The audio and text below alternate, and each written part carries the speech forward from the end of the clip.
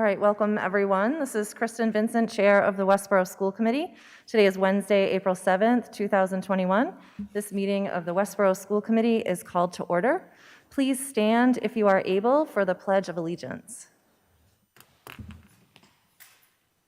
All right, welcome everyone. This is Kristen Vincent, Chair of the Westborough School Committee. Today is Wednesday. I pledge allegiance to the flag of the United States of America and to the republic for which it stands, one nation, under God, indivisible, with liberty and justice for all.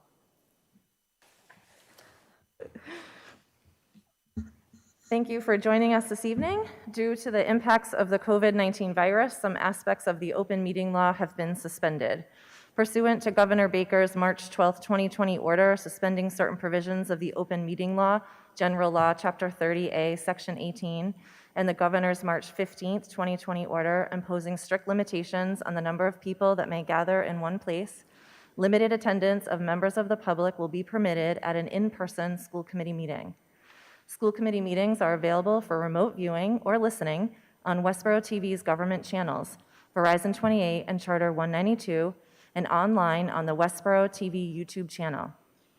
Anyone attending an in-person meeting will need to wear a mask covering their nose and mouth and maintain 6 feet of distance from others at all times within the meeting room. If you're uncomfortable attending the school committee meeting in person, but wish to have your thoughts shared during citizens' requests, please send an email to school-committee@westboroughk12.org anytime before 3 p.m. on the day of the meeting and indicate that you would like your message read aloud for the public record. Any votes we take this evening will be roll call votes due to the wearing of masks. And thank you to Westborough TV for covering the broadcast tonight and working with us to bring this meeting to you live in person. We have with us tonight Superintendent Amber Bach, Assistant Superintendent Dr. Daniel Mayer, Vice Chair of the Westborough School Committee Steve Durrett, School Committee members Sarah Dulay, Lisa Edinburgh, and Raghu Nandan, our Student Representative Kyla Kamugu, our Recording Secretary Jen Benton is here, and we have staff from Westborough TV handling the broadcast and the recording of the meeting this evening. Our Director of Finance and Administration, Irene Oliver, could not be with us tonight. And we have Sherry Stevens, Director of Student Services, here with her team, and they're here for a presentation later in the meeting. Our agenda for this meeting is as follows. We're going to have an approval of minutes from March 24th, regular session. We'll have the superintendent's report and a report from the assistant superintendent. Then we'll move into school committee member reports. We'll have building project updates. Then we have citizens' requests on the agenda. COVID-19 impact updates, including a data dashboard review, an update on in-person learning, an update on grants, and a review of the travel advisory. We will vote on the last day of school for this year's calendar. We'll have a student services update and presentation. We need to accept some PEE donations from Ocean State, and we're going to do a little preparation for our annual town meeting. And we do not have a need for an executive session tonight. So we'll begin with an approval of minutes from March 24th, 2021 regular session. Is there a motion to approve those? So move the minutes of March 24th, 2021. Thank you, Steve. Is there a second? This is Sarah. I'll second that. Thank you, Sarah. Any discussion on the minutes? All right, we'll do a roll call vote to approve those. We'll start with Sarah. Dulay, yes. Raghu. Nandan, yes. Lisa. Edinburgh, yes. Steve. Durrett, yes. And Vincent, yes, 5-0. Those are approved. So I will turn it over to our superintendent. Welcome. Nice to see you in person. Same to see all of you. This feels really good to be back in the space. We haven't actually even had a chance. It's new because we haven't really ironed out doing meetings in this space. So it's a fresh start in lots of ways. It's good to have you all here. I have several updates tonight. I'm going to bump through them quickly so we keep things moving along. Yesterday, I was able to attend the monthly finance meetings that are conducted. That is basically a working group. It's a very active, engaged subcommittee.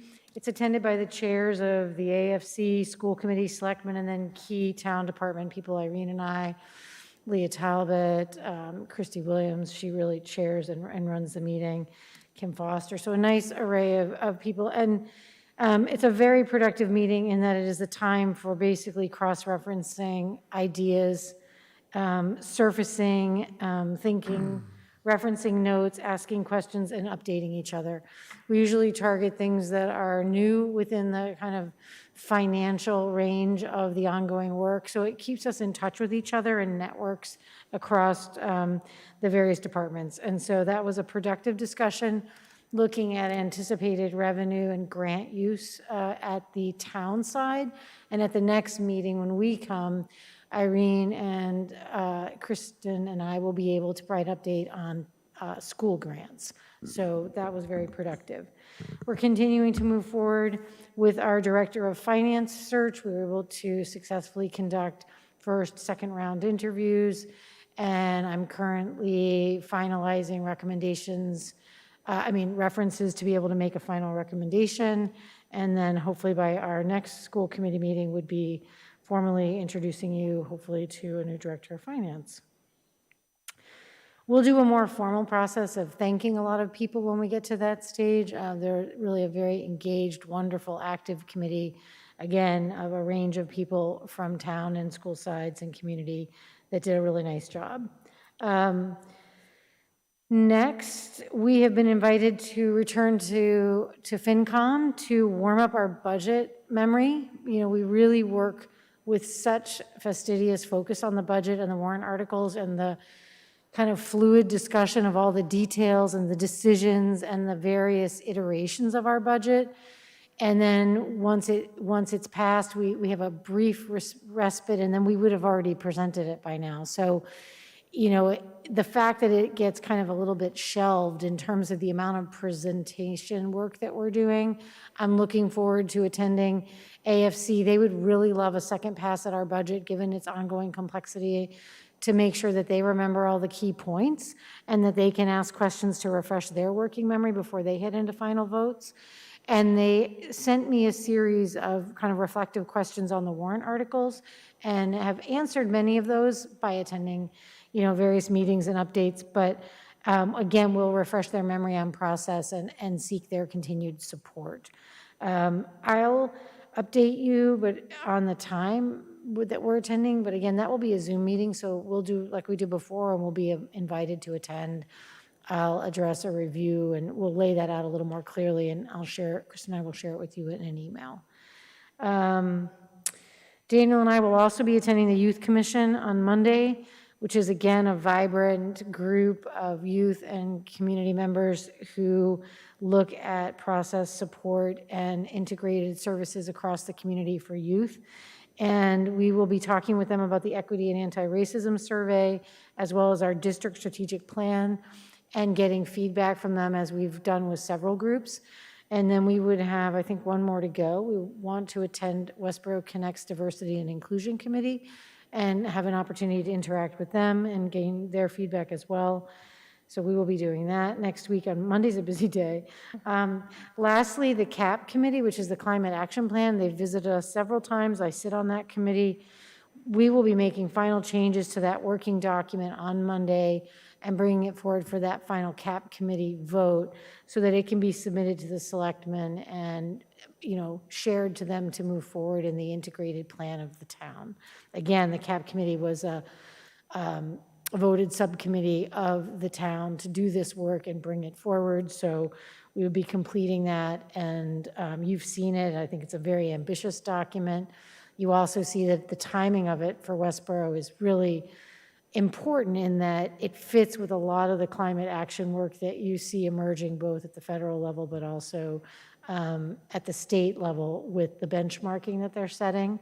So I think the timing is right for us to feel that we have a draft working document with some really strong planning to guide the direction of our community. That should interface as well with the master plan committee's work and is embedded in there. And that, I think the trajectory for that committee is to finish up by spring. I don't think it'll be complete by town meeting, but certainly by the end of this year. I will enjoy the resolution of those committees, as I think it will open up opportunities to join others. And I think that's my update for tonight. So you can feel the spring momentum of meetings and work, and it feels good just as we're meeting tonight to be at a place where projects and agenda items that we've sustained through a very difficult time are starting to surface, documents and recommendations and work for our future, which is very exciting. And that's my report tonight.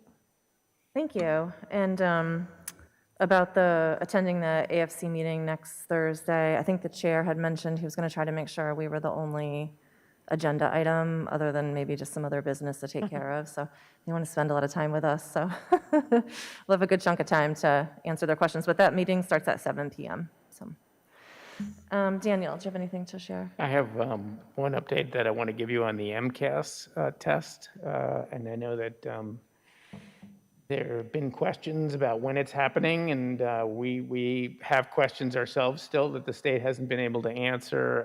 We're getting some clarity, like if the MCAS is, as of now, we've got clarity for grades 3 through 5, and in terms of when we'll do testing, and the state has said that they will give us information soon about 6, 7, and 8. And then the high school, we know that we will be testing.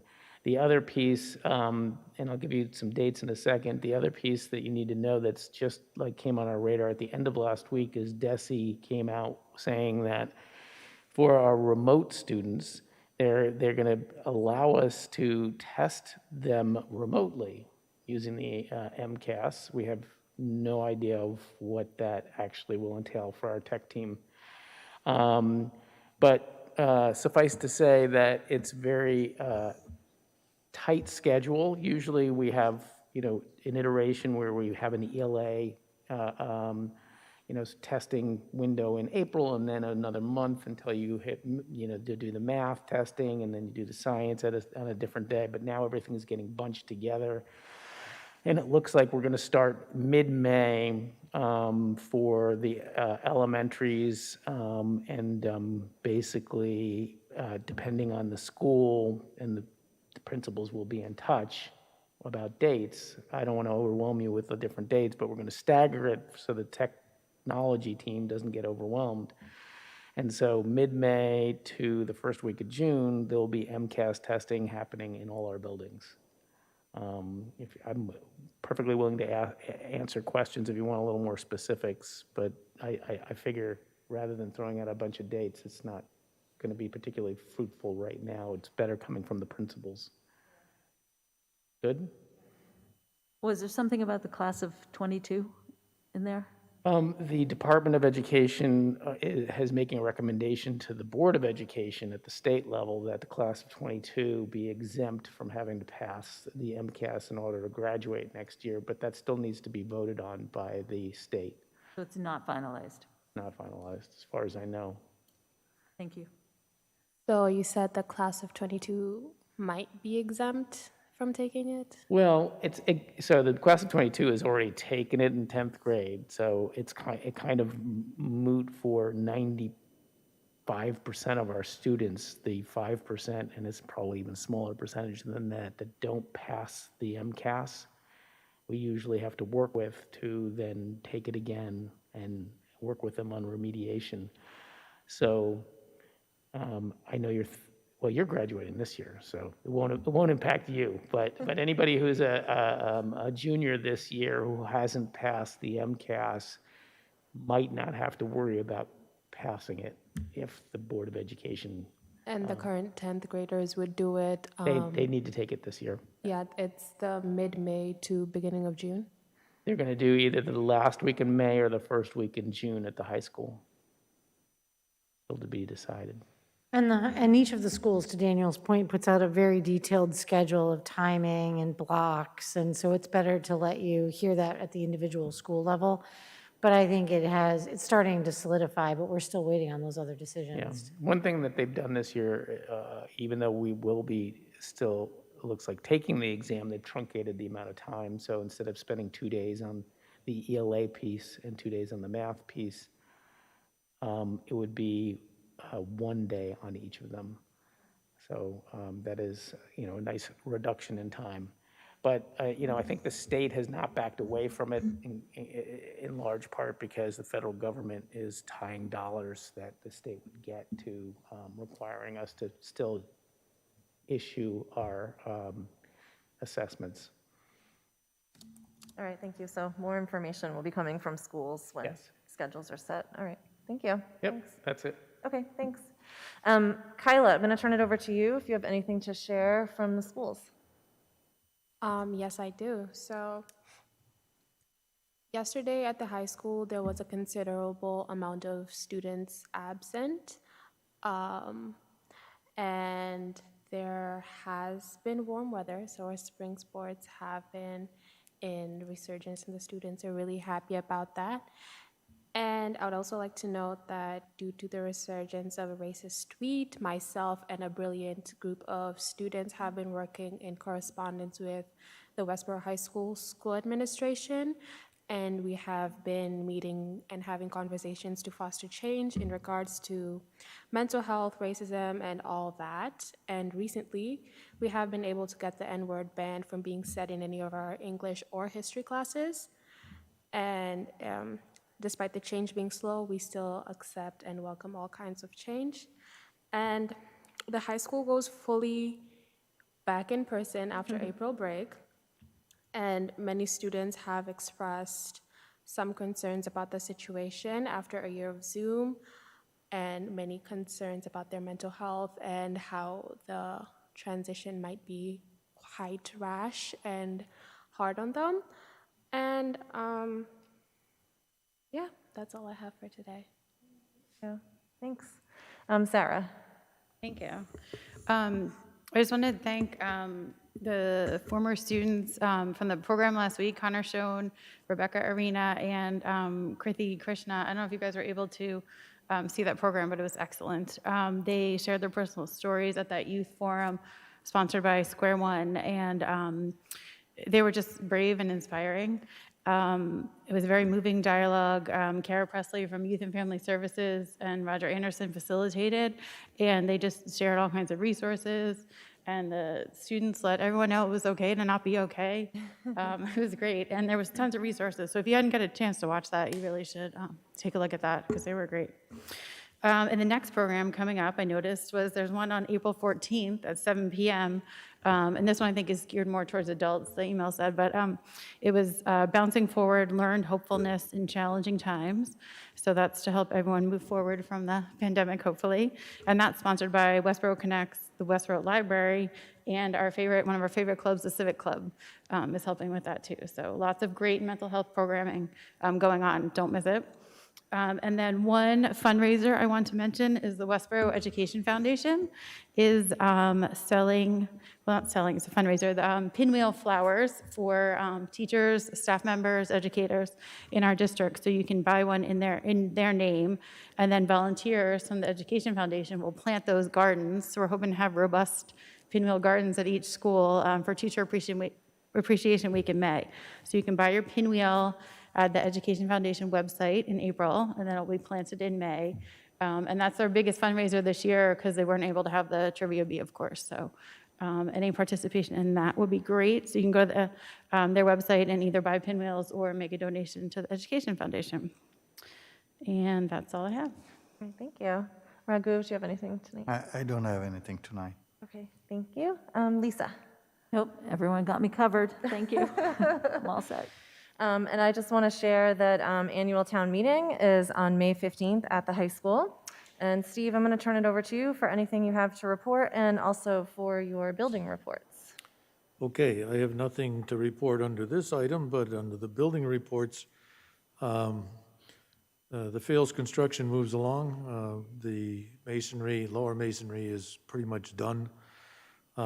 They've begun erecting internal stuff, including one of the stairwells was erected this week. And, the project is moving along with perhaps a small delay, but should not impact the opening for school in the fall.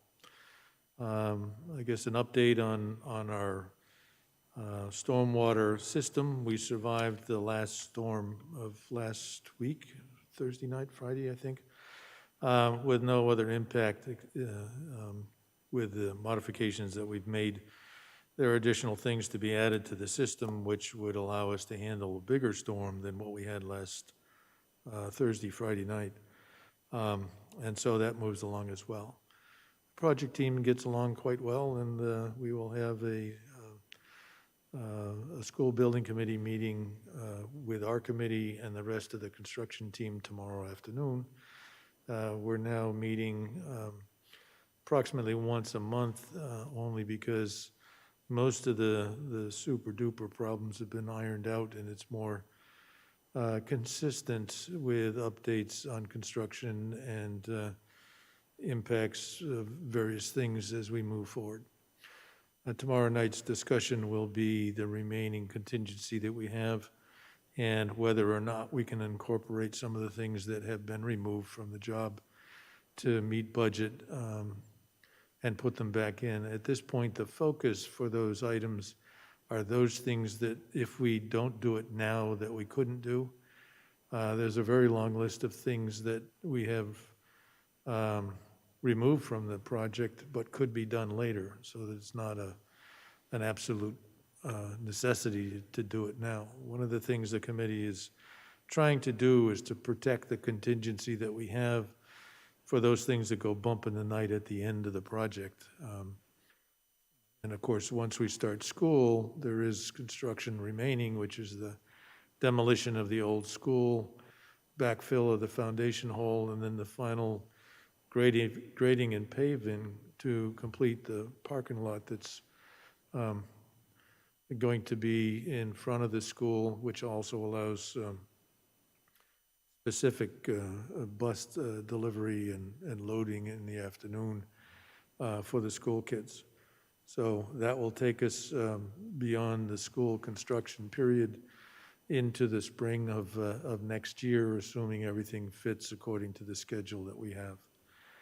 And I guess as a reminder of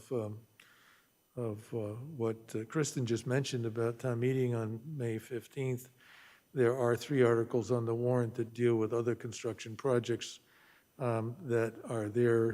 One is the replacement of the petitions in the high school. One is the request for additional money for the sprinklers at Hastings.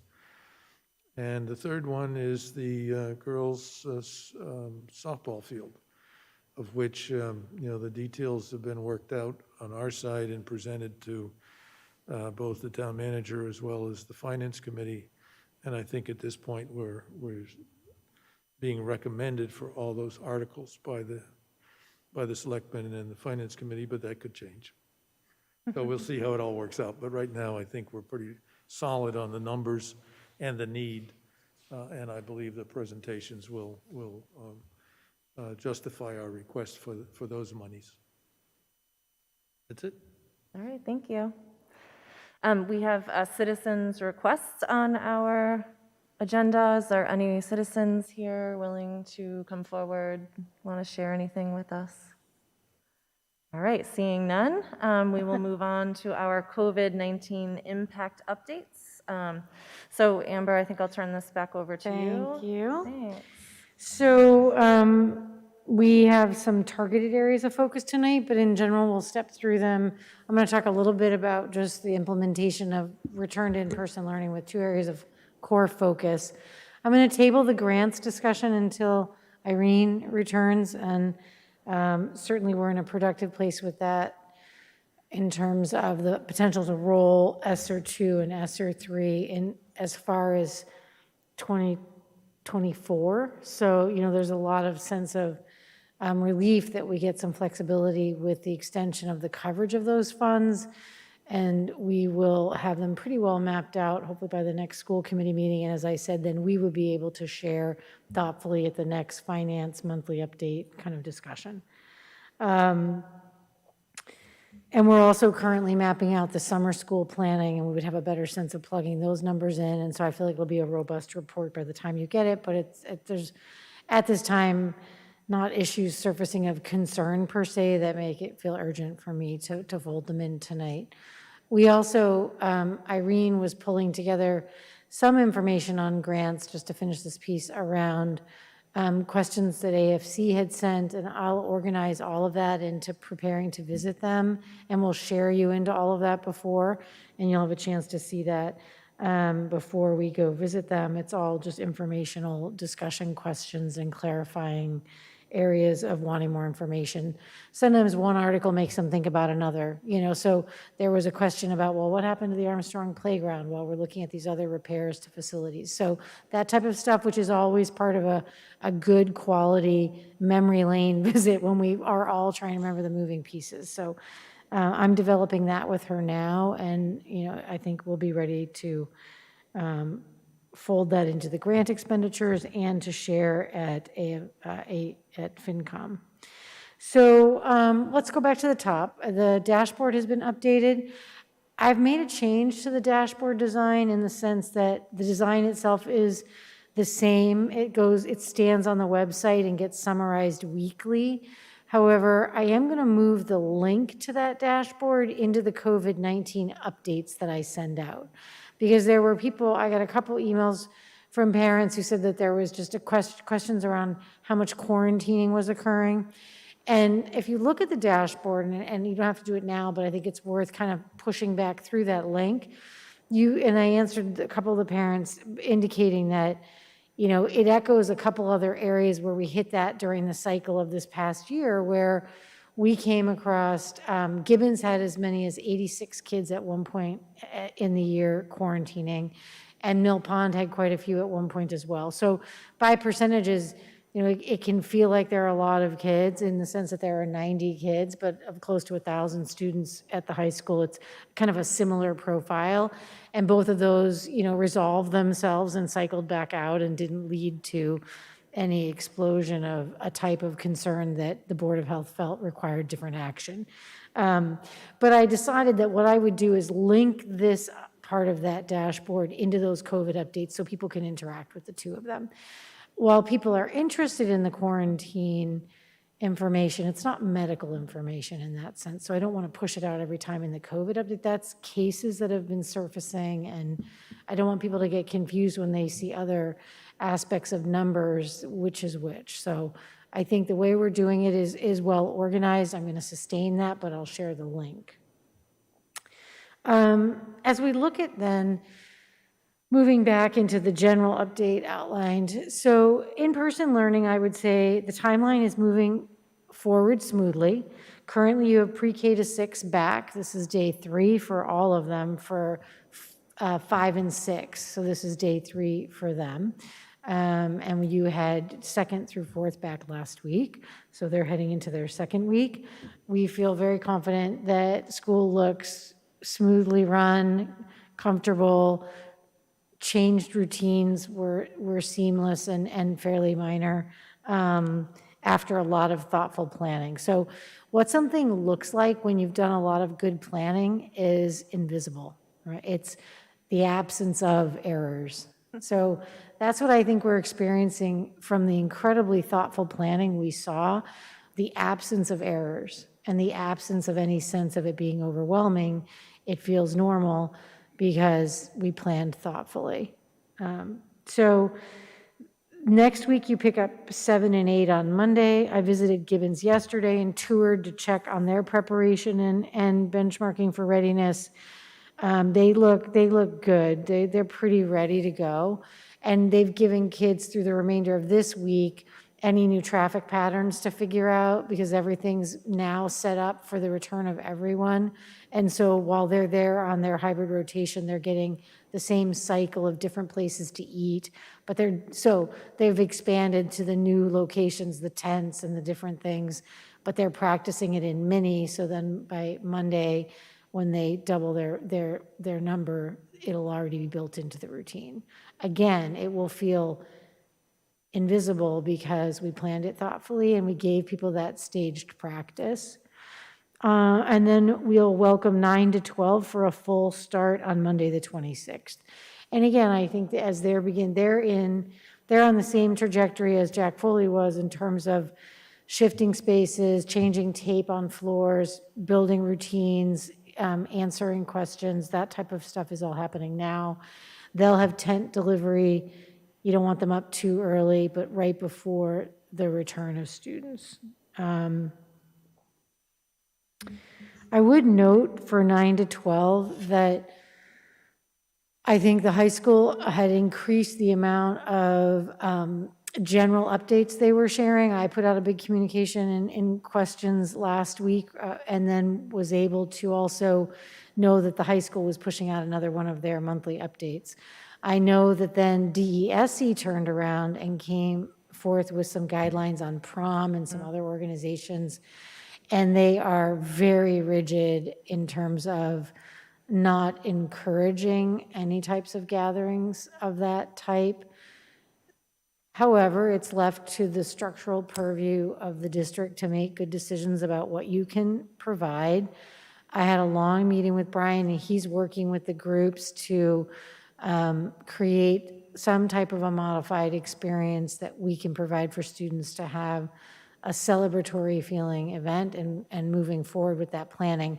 He'll now modify it yet further based upon what we've heard. So that will be forthcoming. I'll keep you in the loop on that as they develop it, but the guidelines, and you can read the guidelines, I can link them for you if you haven't already looked at them. I just want to make sure you know, that you anticipate that, yes, we will do something, but it'll be heavily modified. Summer planning, as I said earlier, is moving forward. We'll update you at the next meeting. Daniel's got those planning teams.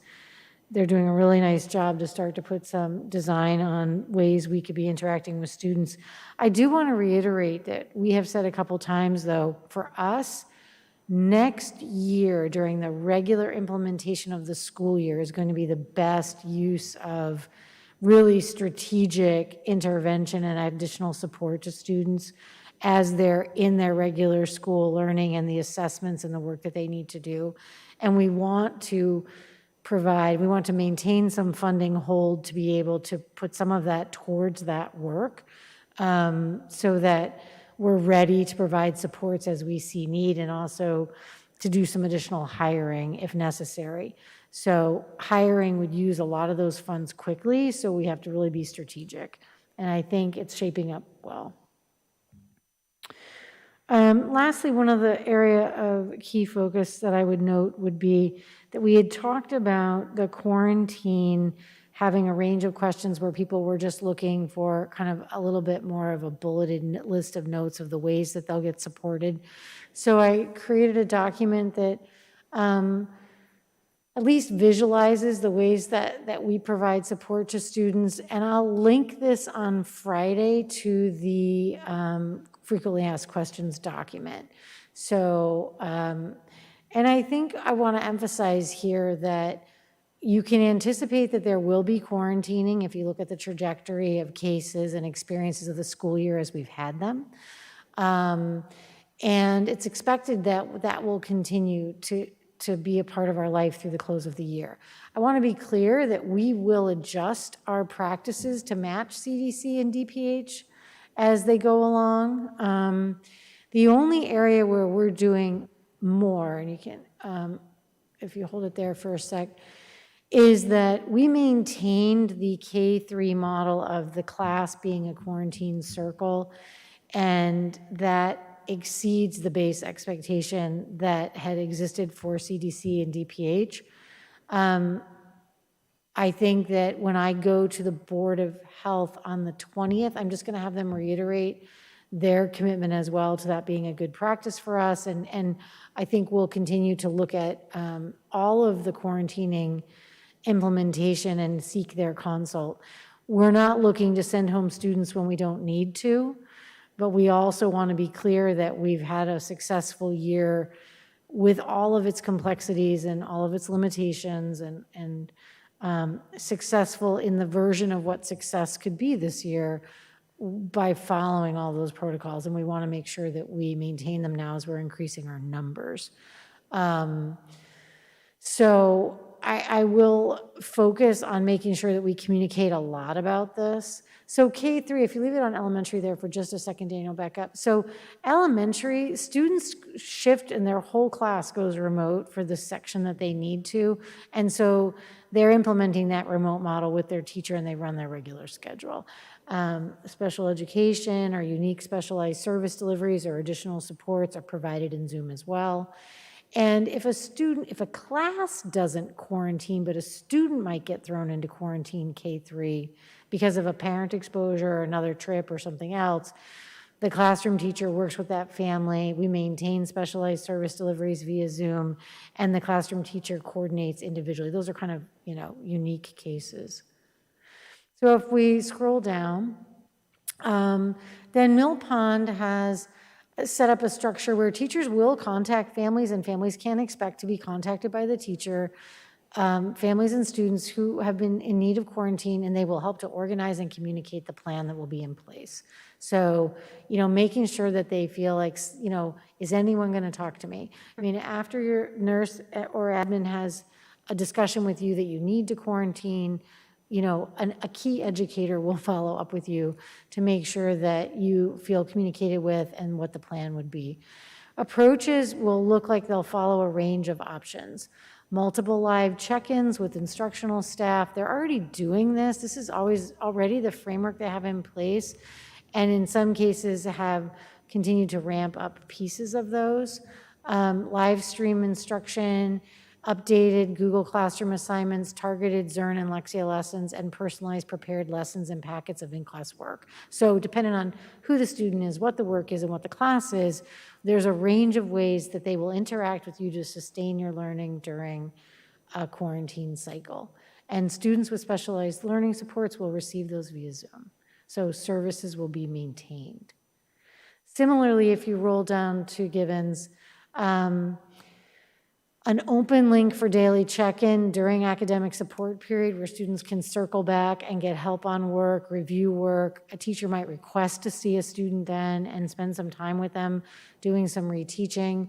Again, specialized services will flow via Zoom and contact of information from service providers. Daily work is accessible, posted really effectively in Google Classroom with lots of supports, videos, what needs to be done. And teachers will remain in contact with students as needed to provide answers to questions, to check work, and to provide feedback. And when possible, they are providing access via Zoom for students to listen in on important class content. And I think, again, as we've said throughout a range of structures, variable based upon the need of the student, the need of the lesson, and the structure of the class.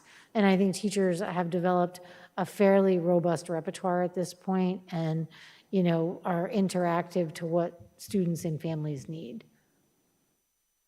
If you scroll down to the high school, you see the layout, and you can see that each of the groups that prepared these kind of set them up with some similarity. A set of communication standards where they'll follow up with you. And again, at the high school, you're always going to get a double layer in the sense that this is informational for families, but the immediate organizational contact is always going to be with the student and the teacher. But you can see that there's more structure built in here for parents to also see that, for example,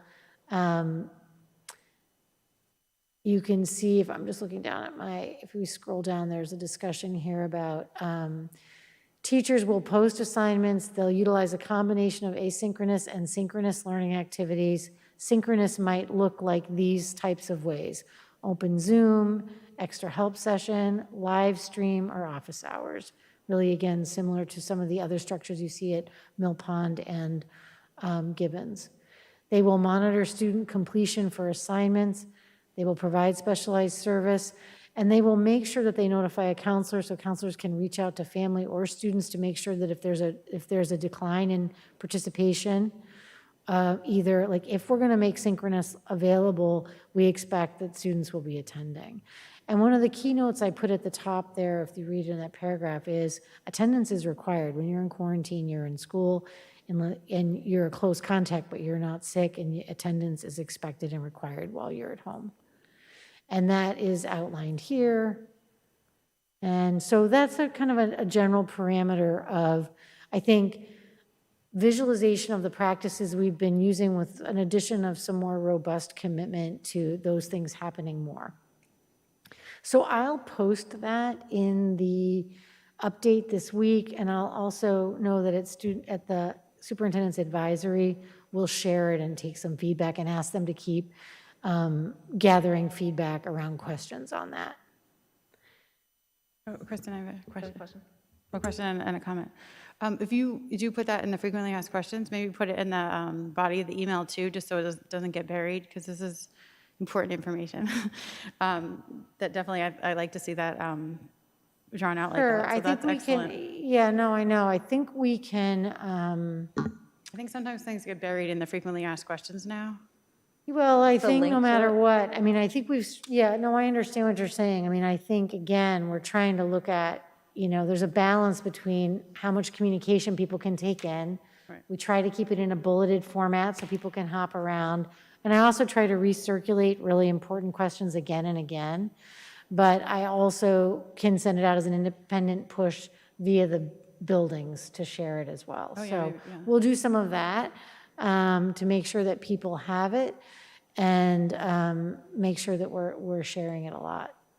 At some point, I'll break from the frequently asked questions if I feel like people felt we utilized that just around reopening and they quit looking at it. So there's a balance to the range of how we communicate, and it might be that the last cycle of communication on opening might be this next one, and then I would just shift to a framework of like a weekly update if needed. I haven't quite decided yet. Well, there's a lot of building updates now coming because that's Yeah, where the focus yeah. of the work is. People get saturated, but the thing about the frequently asked questions is if they want to find it, they can go, the link is there, they know what it is, and they can dig through it if they want. But we do have the COVID link that takes you to that page, and I can also put it in that toolbar. So I'll play with some ways to make Or it. yeah, maybe on the homepage even, a link on the, Yeah, that- definitely, sure. yeah. And my comment, sorry, was just, I just want to thank the nurses again for their tremendous amount of work as someone who interacted with the nurses this past week. They're very organized, thorough, gave you good resources, set you on your way with clear instructions, dates, everything. So I cannot thank them enough. I know they've had a rough year, so. I think, I really appreciate you saying that, Sarah, and we've certainly been providing feedback to the nurses on the high quality of their work.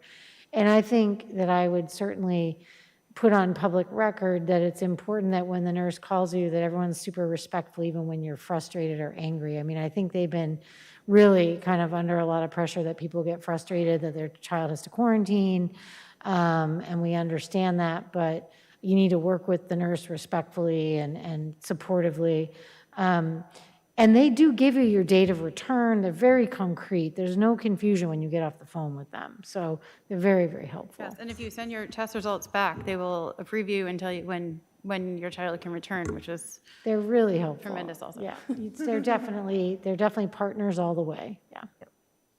So I mean, I'm finding that the heartbeat right now is about quarantine, that it feels, even with Kyla's mention of the absences yesterday and the idea that the greatest anxiety level is not knowing how quarantine will be, how you'll thrive during that period of time when you're, a close contact in a classroom. And, whether, and for most people that seem to be talking about it, the number one question is why not live stream for every quarantine kid, so that there is not a missed opportunity, that the unintended consequence of being a close contact is that you'll have to learn through a live stream version. And you could say, well, not all classes are conducive for live streaming. We've heard that, and understandably so. And that at the same time, some teachers are telling kids it's because there's not enough technology. We've been told in open meeting that that's not true. And so there's mixed messages coming from teachers to students. And so it's really getting that uniform message of what you have up here, to just say, this is what's going to happen. These are some of the many options that will occur. And that, for some will at least alleviate some of the anxiety. Being put in quarantine has its own level of discomfort. Oh, I totally hear what you're saying. I think a couple pieces about that. Brian and his team had a very engaged faculty meeting Monday. following up on very kind of concrete discussions around the ranges of support, and those have happened across districts, so they know that then those bullet points rolled forward here. I think there's always a range of practice in a thriving district, and I think that we feel like we're providing them options, and they will work with students and with individual course teachers to make sure that students feel supported. So, I certainly feel that if there's a student or a family that feels like they're not getting the support they need, they have access to go directly to the school and to speak to either guidance, the teacher, or to admin if they feel that they need more information or more support. I just want to reiterate as well that you have a faculty that are now transitioning yet again themselves. So they've been teaching in a complex model. They're now shifting to do full in-person return. They're ramping up their instruction again to pick up pacing on standards, and they're coming to the end of the term again. So there's never a slow moment in a vibrant, active high school. And I think that teachers are working to provide for students and don't feel good about them getting behind either. So I think, they will make sure that work's available and work with students to see that it's completed. On that matter of support, I would just like to reiterate that we're going in person, and the rigor and the amount of homework and work, I know that might not be relevant right now, but it's going to be different, and it's going to have severe mental health impact on everyone because we've not been in person for almost a year. And those who are fully remote are going to miss on the school experience due to various reasons they choose to be remote. And they do tend to feel sort of neglected because everyone is online, everyone is in school, everyone is focusing on people in school. So what is the plan to make sure that those people who are fully remote due to whatever reasons they have don't feel neglected or left out? And what is the plan for them so that they can get the support and help they need while they're deciding to remain remote? So I think that we've provided a lot of mental health support across the district. I would say again and again, we just did a report last week where we talked about the full range of types of supports we provided. We just talked about another 2 workshops that are being provided where we're focusing on mental health. I think we also have a presentation of a document that Dana was just working on that just pushed out to faculty, providing a whole set of tiered targeted lessons, supports, content, and things they need to think about as they ramp up academics with students. I think students in remote needs are very individual. I think as there are in students in hybrid, I think that if a student is feeling isolated, their teachers are usually spending more time with them, referencing them for guidance. I think, again, I don't want to generalize that, and not that you are, Kyla, but I don't want to talk about them in groups as if every remote student's stressed. I mean, I think, or that every hybrid student wants to be here back 5 days a week. Like, they're all very individual experiences. And I think we want to make sure that we have a faculty paying attention to individuals and that they have a set of resources ready to provide. And I feel very strongly that Westborough has done that. We have robust resources, both people and tools they can use to interact with families and with students around the supports they need. And I think based upon the feedback we're getting from some of our most needy students in terms of emotional support, I think families feel we are getting to them and giving them what they need. So I think you can be reassured that while students will articulate aspects of concern, there are people listening and interacting with them on it. And I think you also stated, she stated earlier, what's really important is if you're sitting there listening to this, that if your child needs more support, to please contact the school, because there are services, there are resources, and even in the list of the quarantine piece, it says it in the high school. It doesn't say it in the middle school, yet there is support. So even though it's not listed, they're still going to give kids emotional support at K through 3 in Mill Pond and Gibbons. So those pieces are, and I see, we're going to have a report tonight. I see Kim Tandon has walked in, Director of Social Emotional Learning. That's not quite the title, but, and that there are workshops coming up for parents for mental health as well this spring on a weekly basis. And there are these pieces that are aligning with social emotional learning skills being taught in the schools on a weekly basis in the high school and Gibbons through the crew program and through particular classes at the high school. And I think too, to reinforce the feelings attached to all of this, you can be somebody who's getting a lot of support and have a lot of people circulating around you and still articulate that you feel alone, stressed, and that you're struggling. And that's the characterization of the experience. So, I might interact with a student who says they feel isolated, alone, and stressed, and I know we have a circle of people around them, and it's just part of what that feeling is. And so it's part of the mental health crisis that you can't absorb that support, see it, even if it's circling around you at times. So I just want to be reassuring to people, and I appreciate Carla mentioning it, that we're aware of that. We're skilled professionals in this, and we've continued to get stronger and stronger in it and bring in outside consultants and supports as needed. And I believe that our students are those that need that help. We know who they are and we're getting to them. So I think we'll just make sure that we keep sharing those resources, and it's good that we mention it here so they can do outreach. And I appreciated earlier in your initial comments this evening about making sure there's money for interventions for next year, for filling in pieces of whether it's academic support or other aspects of what this year may have created for so many kids. So there's those pieces. I wanted to ask a quick question about grants. Are we going to see those in an open meeting or just as a report? And I'm asking because people ask, where does the grant money go? So we were going to report Yeah, we'll that. definitely, part of that report would be a live report here. It would be a memo and a report. Okay. I mean, those are, it's any of those like any other budget work or a snapshot in time, but we would give you targeted trajectory for the use of those funds, yes. Okay, thank you.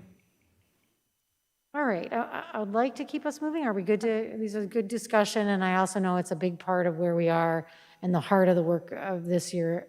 I just provided the other two things for you as updates. The travel advisory has been shared multiple times. It's a hot topic among some people, and there's a range of views about it. Some people are upset that we are asking people to test if they travel outside of Mass beyond the 24-hour requirement. It's an advisory and less of a requirement at the state level, but the state also required us to bring all students back, and so I consider we are going to make sure that we are asking people to test. We're not saying people can't travel. They have their own personal rights, and we welcome that to do what they feel they are going to do. And it's appropriate to ask them to plan to test. And the test turnaround is very effective. So if you're out of the state for a week and you travel to Puerto Rico, or you want to go somewhere, when you return, you can schedule a test. You can go Sunday. You can go Monday morning, and you're going to have your test by the next day, and your student needs to work remotely for those 2 days. And I think that's an appropriate request. You can back your testing up, which is what many people do when they need to travel, to do the test wherever they are, or to come back on the Saturday, do their test, and they usually get it by Sunday, and you're back in school Monday. There are also people that have emailed me that are concerned that people are traveling, and they would like to be sure that we are setting stringent guidelines. So again, the bell curve of opinion exists. The same bell curve of opinion exists around every single decision we put out, and we've tried to make sure that we're meeting as much of the curve as possible in all of our decisions. And I think this is a practice that we're pretty comfortable having in place, especially because we're not doing a remote week after. And so I think it's a sound practice that we'll leave in place. People will do the attestation form. So that's there for you. And then Johanna's spring sports update, you know the routine. You know, she's just giving you a little more detail. It's well laid out. I can highlight it at the next meeting if you'd like. Okay? So we pick up a little time there. Do you want to move? Quick question. Yeah. It's about, since it's in the travel advisory for vaccinations, I think there was a curiosity about our 16-year-olds and plus being vaccinated starting either now as employees of restaurants and retail but being eligible on April 19th. Yep. I think there's a comfort level knowing a certain percentage of our staff is vaccinated. I think the same comfort level comes with knowing that our students are vaccinated. My question is really, will there be a percentage? Obviously, there's a privacy issue surrounding any data when it comes to our students. The question is, can there be a percentage given, just so there's a sense of understanding of what percentage of our high school students are vaccinated by April 26th? Yeah, or no, I think later? that's an interesting question. I don't have an answer for that. I have to digest that. I mean, I'll probably roll it back to safety committee and ask them. And we can always ask, students to share if they're comfortable, but I think we'll have to figure that out. Okay, thank you. Yep. Madam Chair, back to you. Yeah, no, I was just thinking, considering that. Okay, so I guess questions on, any other further questions on in-person learning, just to see you or Daniel, and for parents, just to refer back to their school-based teachers, Yeah, I think principals. that, the exact methodology we're using has maintained the work to move us forward. There's school-based opportunity to provide feedback. It rolls right to the working meetings with you and I.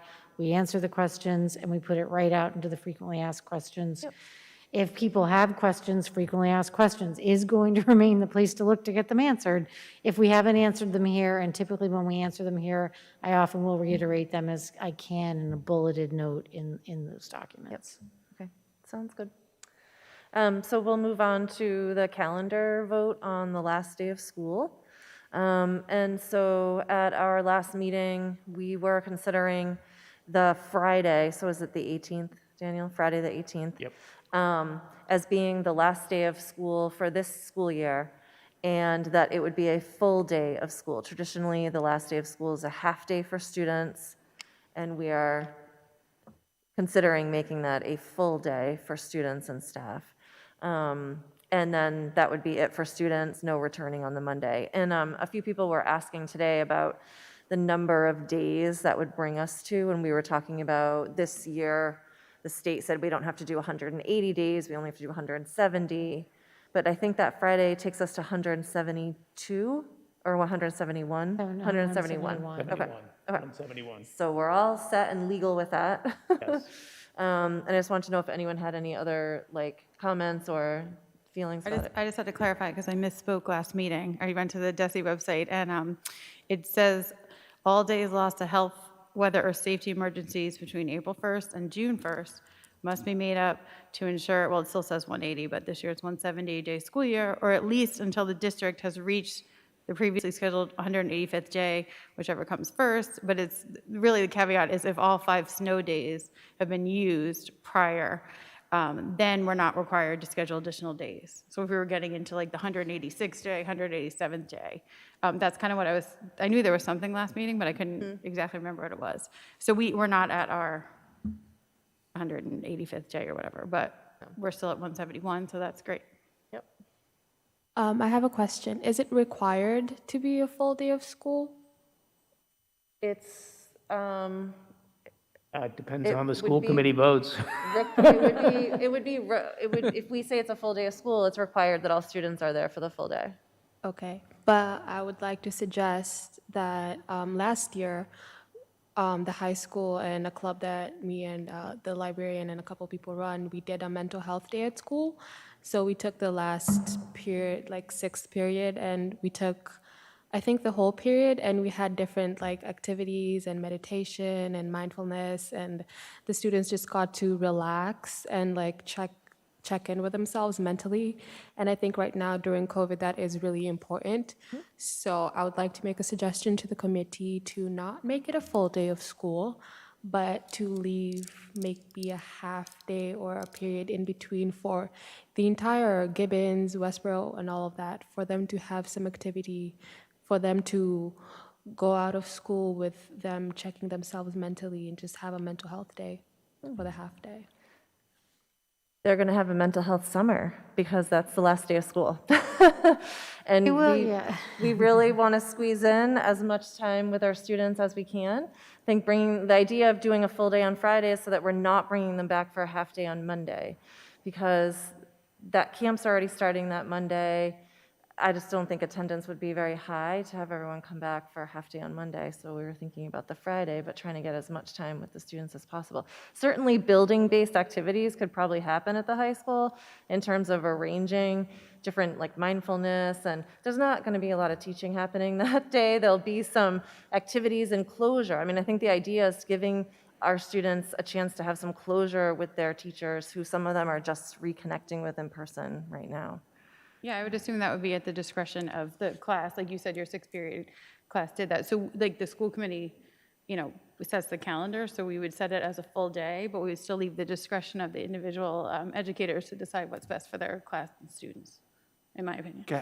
Can there be a sixth period left for Yeah. such a thing? Or can there be some kind of a arrangement for whoever wants to do this after school to do this? Because To stay yeah. late that day? The sixth period was the entire school, so all periods, all classes, it got together and it had a really positive response. Yeah, and that's definitely something that could happen again at the high school. Yeah, on that I mean, day. I think that there's already discussion around, I mean, until you set the day. Yep. I want to, I mean, again, we were just talking about mental health, and you just gave a great example, the fact that we do attend to it, and that faculty are thoughtful about providing opportunities for both closure, reflection, and meditation and relaxation. And we will do that, but it's at the discretion of the planning of the faculties, and that's what they do well. So I believe it's best to leave it at their purview. Of course, right, but we still have to plan for transportation, so having something after school would be tricky for kids who rely on the bus to get home, and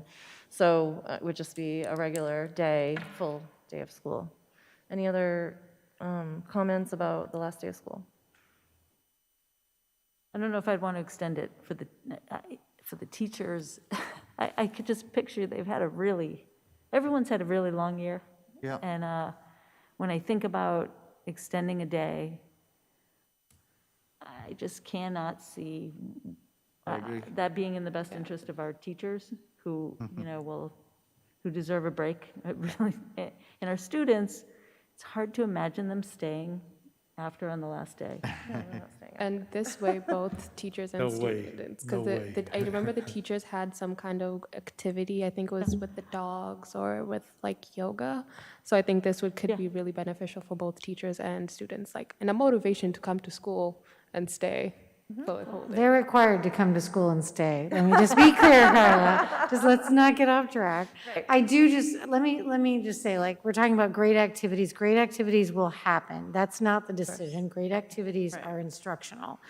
I think that I hear a couple of you discussing whether or not you would want to remain with the tradition of a half day, which would have been that Monday. It is completely at your discretion as a school committee to decide that you want to maintain Friday as a half day. That's certainly, you'll get a bell curve, and you need to be comfortable with the bell curve of families who will feel that we shorted them a day and a half of school. And it's at your discretion to decide that you're comfortable with that. We will have met the target. If they do a half day on that Friday, it counts time-wise, and it would be the 171st. You're only required to do the 170. There are parents who feel that that's 10 days short of the 180 they should have gotten, and you need to feel comfortable that you just need to feel comfortable with your vote. I am comfortable with either. I feel confident that the Westborough Public School faculty will make sure that the closure of school is well-run, enjoyable, reflective, and will give a strong closure regardless of if it's a half day or a full day. I think you need to decide your thoughts on the discretion of when the schools will close. Yeah. I think, I propose that we close with full day of school on Friday and let the staff decide the last period how they're going to use to help kids with the mental health activities. I agree with that. Partially because if I were the sixth period teacher who was then assigned to a different task, but I wanted closure with that class, I would feel shortchanged. And, but at the same time, I think it's got to be the full day, as in, we've already cut a half a day, in a sense, because, to be, noted, if you're wondering about the teachers going full day versus half day, they're part of it's part of their contract, so it's not like there's an extra day put in or a half day missing from the Monday. So that's all resolved. So I agree with Raghu about this. All right, so would you like to make a formal motion for that, Raghu? Yeah, I move the motion to have last day of school be that Friday, with sixth period being, the staff being, have the discretion to use that for mental health. Sure, so Friday, June 18th will be the last day of school, and it'll be a full day of school, right? Is there a second? Second. Thank you. Any other discussion? All right, we'll do a roll call vote. Sarah? Tula, yes. Raghu? Nandan, yes? Edinburgh, yes? Steve? Correct, yes. And Vincent, yes, 5-0. So last day of school, Friday, June 18th, a full day of school. Thank you. Thank you. Is the last day set yet for seniors? No, May 27th, Those poor seniors. 27th. it is May 27th, but there was discussion about knows. it being moved again. Yes, yes. According to my senior here, yes. All right, thank you. So at this time, I'd like to invite Sherry Stevens forward and her team to give us an update on student services. So Great, Sherry's welcome. going to head on up. She's going to break it into two parts. So Dr. Sherry Stevens is joining you to provide her year-end kind of summation, and we'll hit this in one of the slides when she reaches it, but I want to begin with a commendation to her department before she speaks about them in the context of this report. She just completed, with her department and the full range of the group, her second program review with no recommendations. And that is incredibly difficult to achieve. When she, because it means that your faculty that are working with our complex learners are providing all of the guidelines within the goals that DESE would set, and doing it with a level of expertise both in the paperwork, the design, and the instructional implementation, such that she received for her department no improvement or change recommendations. It's very hard to get your records clean enough, and her files and the faculty's work to keep those documents and the guidelines and information clear to parents received incredibly strong accolades in the review. So it is with great pleasure that I welcome her tonight and give her the chance to share some highlights. Thank you, Amber.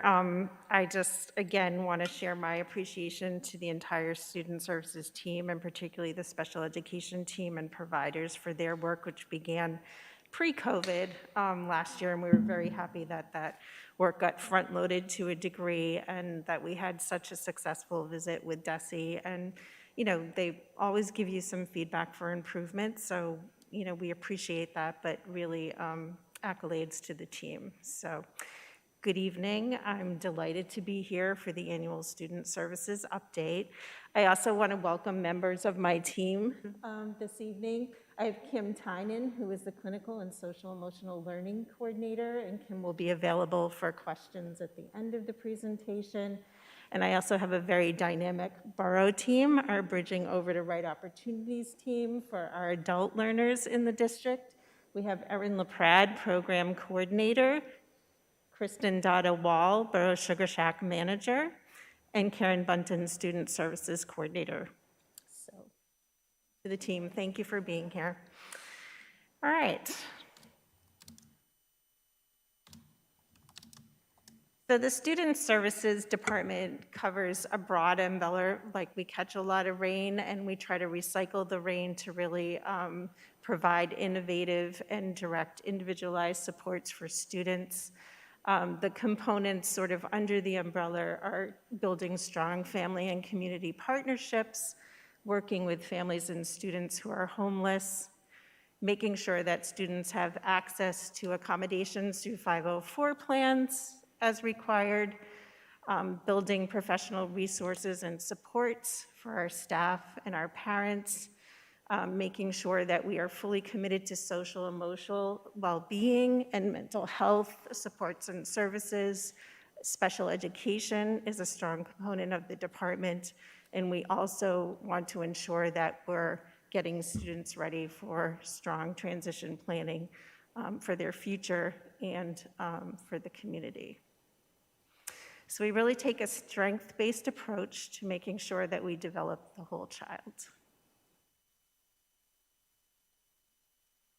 I always review for you our special education disability categories and student percentages, so you can see the percentages here. For autistic population, we're at 17.8, communication, 13.9, developmental delay, 9.1, emotional, 9.7, health, 13.3, multiple disabilities, 2.8, neurological, 7.6, other, 2.9, and specific learning disabilities, 23.1. So in terms of comparison, as we, as I'm thinking about and comparing back to last year's data, where we're seeing slight increases in percentage of the disability categories would be for autism, also for emotional, which is not surprising, having been where we've been in the last year. And across all of the other categories, we're essentially seeing either the same or slight decrease in terms of the individual disabilities. Wait, I have a quick question. Is that a percentage of students overall, excuse me, or a percentage of Special education. special education? Okay, specifically. Thank you. Yes. I thought this year it would be interesting because we've been super focused as an educational community on our lens of race, ethnicity, and gender. So I've done some research in looking at special education students, and we have currently 618 students on individualized education plans in special education. You can see here that 16% of our total student population here in Westborough, which in the state is at 18.4. So we're still below the state, but I also reflect heavily on the work that we did last year with Dr. Thomas Hare when he worked with the leadership team and sort of thinking about our percentage in terms of where we want to be as a community and making sure that we have strong tiered services throughout so that students don't necessarily have to go to tier 3 level because they have a diagnosis. It doesn't have to mean they have a disability to get the services that they require. So looking through our first tier here, which is special education students by race and ethnicity, you can see the race in the left column, Native American, percentage of district 0.1, percentage of special education 0.32, our Asian 35.2 for the district, 16.08 identified as having special education needs, Black African American 2.1%, 4.53 in special education, our Native Hawaiian Pacific Islanders 0.1, which puts us at 0.16, multi-race Hispanic 8.3, and special education at 11.32, multi-race non-Hispanic 3.2, 4.69 special ed, and our white 51.1, which puts us at 62.6 in terms of students on IEPs.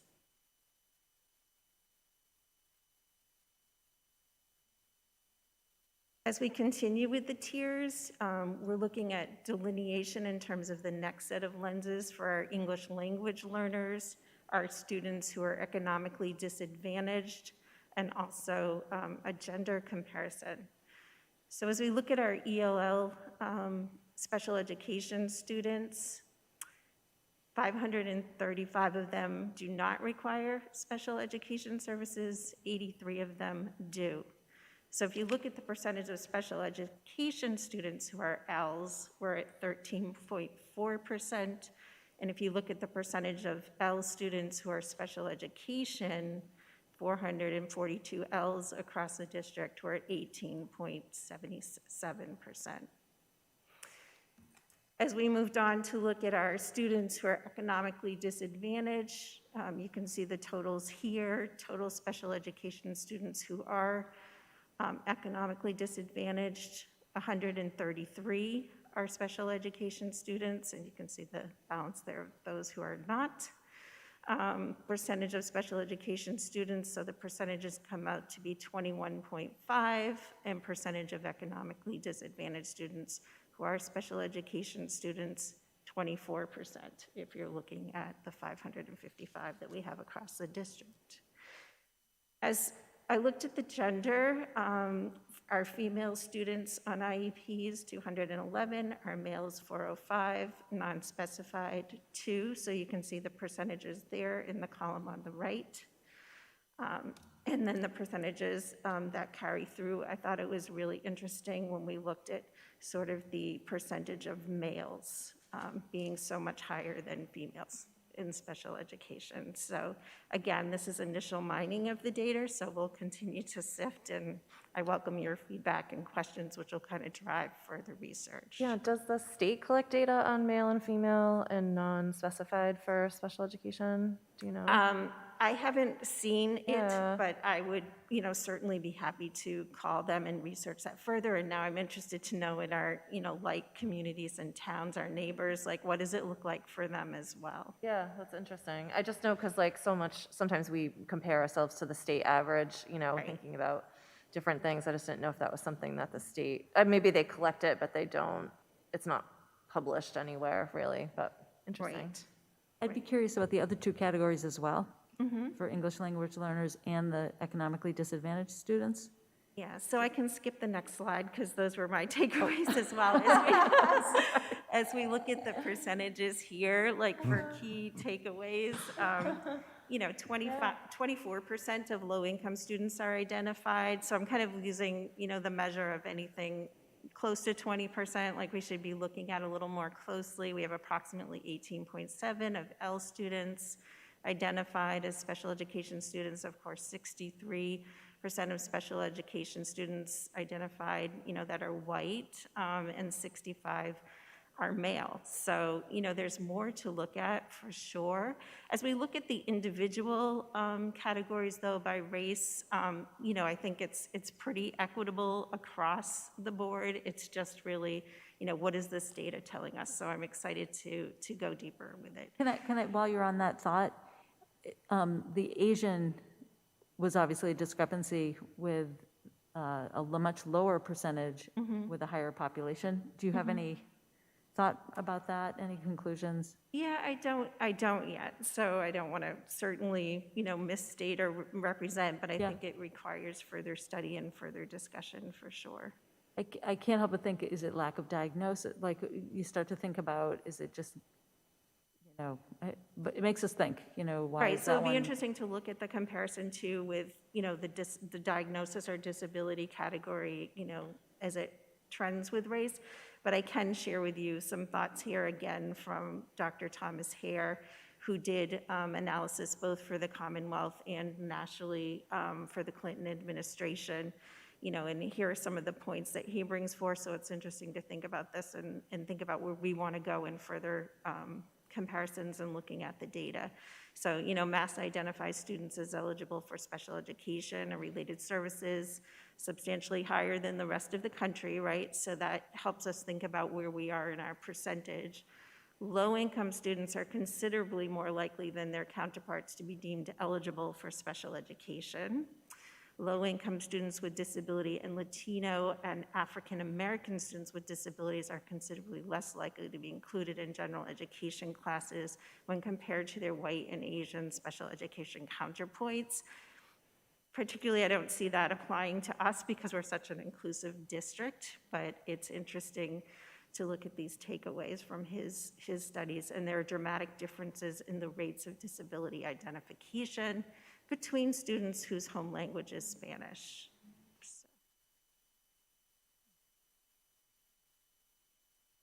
So more to look at there in terms of the data, but we will certainly shift, and I'll just give you a basic overview in terms of where we are with our work with social emotional wellness and mental health. I know Roger Anderson came in March and provided a pretty comprehensive update, working collaboratively with Kim, and I've linked documents, what I consider to be 2 essential documents here for your reference. Excuse me.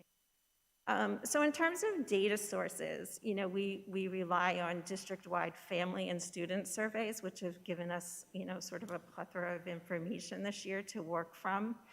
We also, at the school level, use Google platforms to kind of just generate and track, you know, students that we have concerns with based on our observational data or based on parent reporting. We also administer the substance use screening and routine preventative health care, the SPERT, for Gibbons in the high school, that survey, and you're familiar with the Metro West Adolescent Health Survey as well that circulates. So we have some good data sources, and I think we want to continue to use data to really drive our decision making. So we're having interesting conversations at the district level about what the next level of data source might be that we might look to adopt or implement. The 2 documents linked here, you can see the Social Emotional Learning Committee recommendations from April of 2019. So the work that's highlighted here is a continuation of that as we look at strengthening our Tier 2 practices. And then again, the document that Roger, Kim, and I put together for you in March.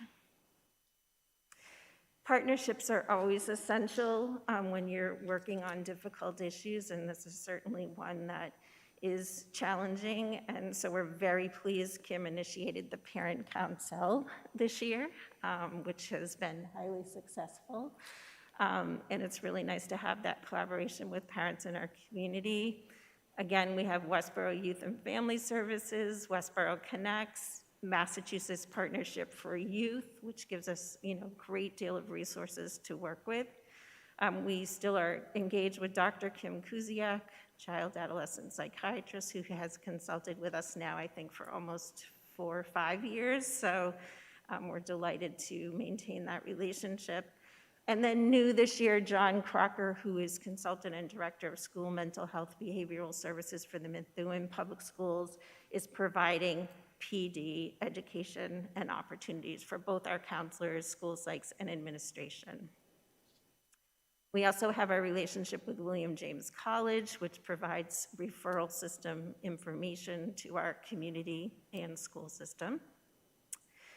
And in terms of next steps, Kim and I have been really applauding all of the work that our teachers, educators, and providers have been doing in Tier 1. I mean, it's really a solidified implementation at this point, so we just look forward to the continued evolution of that work and really continuing to really develop, align, and implement strong mental health systems, and that's just a reflective practice moving forward. So really working some targeted work with our counselors and school psychs to make sure that we're where we need to be in the target of that work. Can I interrupt? Sure.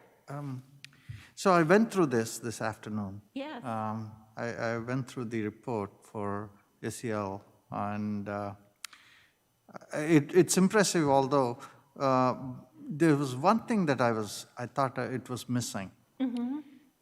When kids have any of those social emotional issues, especially this year, we have to be careful. There's processes to recognize that, but most likely they will tell their friends. They will tell their close friends or something. So, or their friends may recognize it without telling.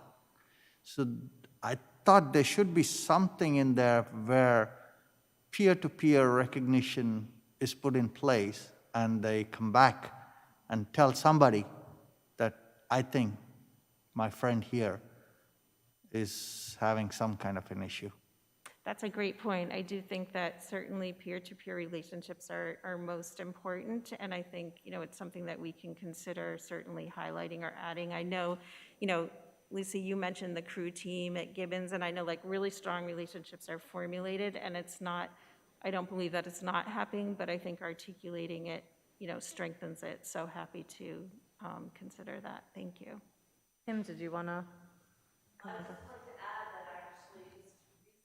Sorry, can you just use a microphone just so that you're on camera and everyone at home can hear you? Thank you. I would just add that just recently in a conversation with Ryan Callahan, he is asking the Social Emotional Learning Committee at the high school to start to really look at how we can add a stronger peer component into the work moving forward next year.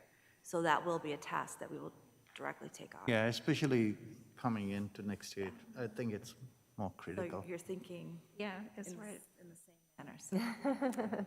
Important point. Not to steer away, but do you mind going into a little bit of description on the social emotional committee at the high school? Sure, yeah. So I would say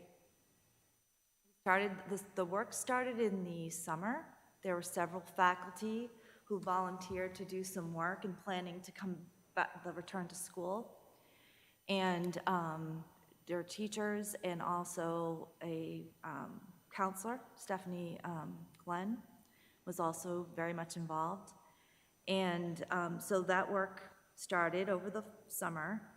And then I had actually requested from the leadership team that we continue that work moving into the fall in the same manner that we did with the K-6 grades, where we meet on a regular basis. It's a combination of professional development along with curating curriculum that is then being presented through the SEL Moments program that's happening at the high school.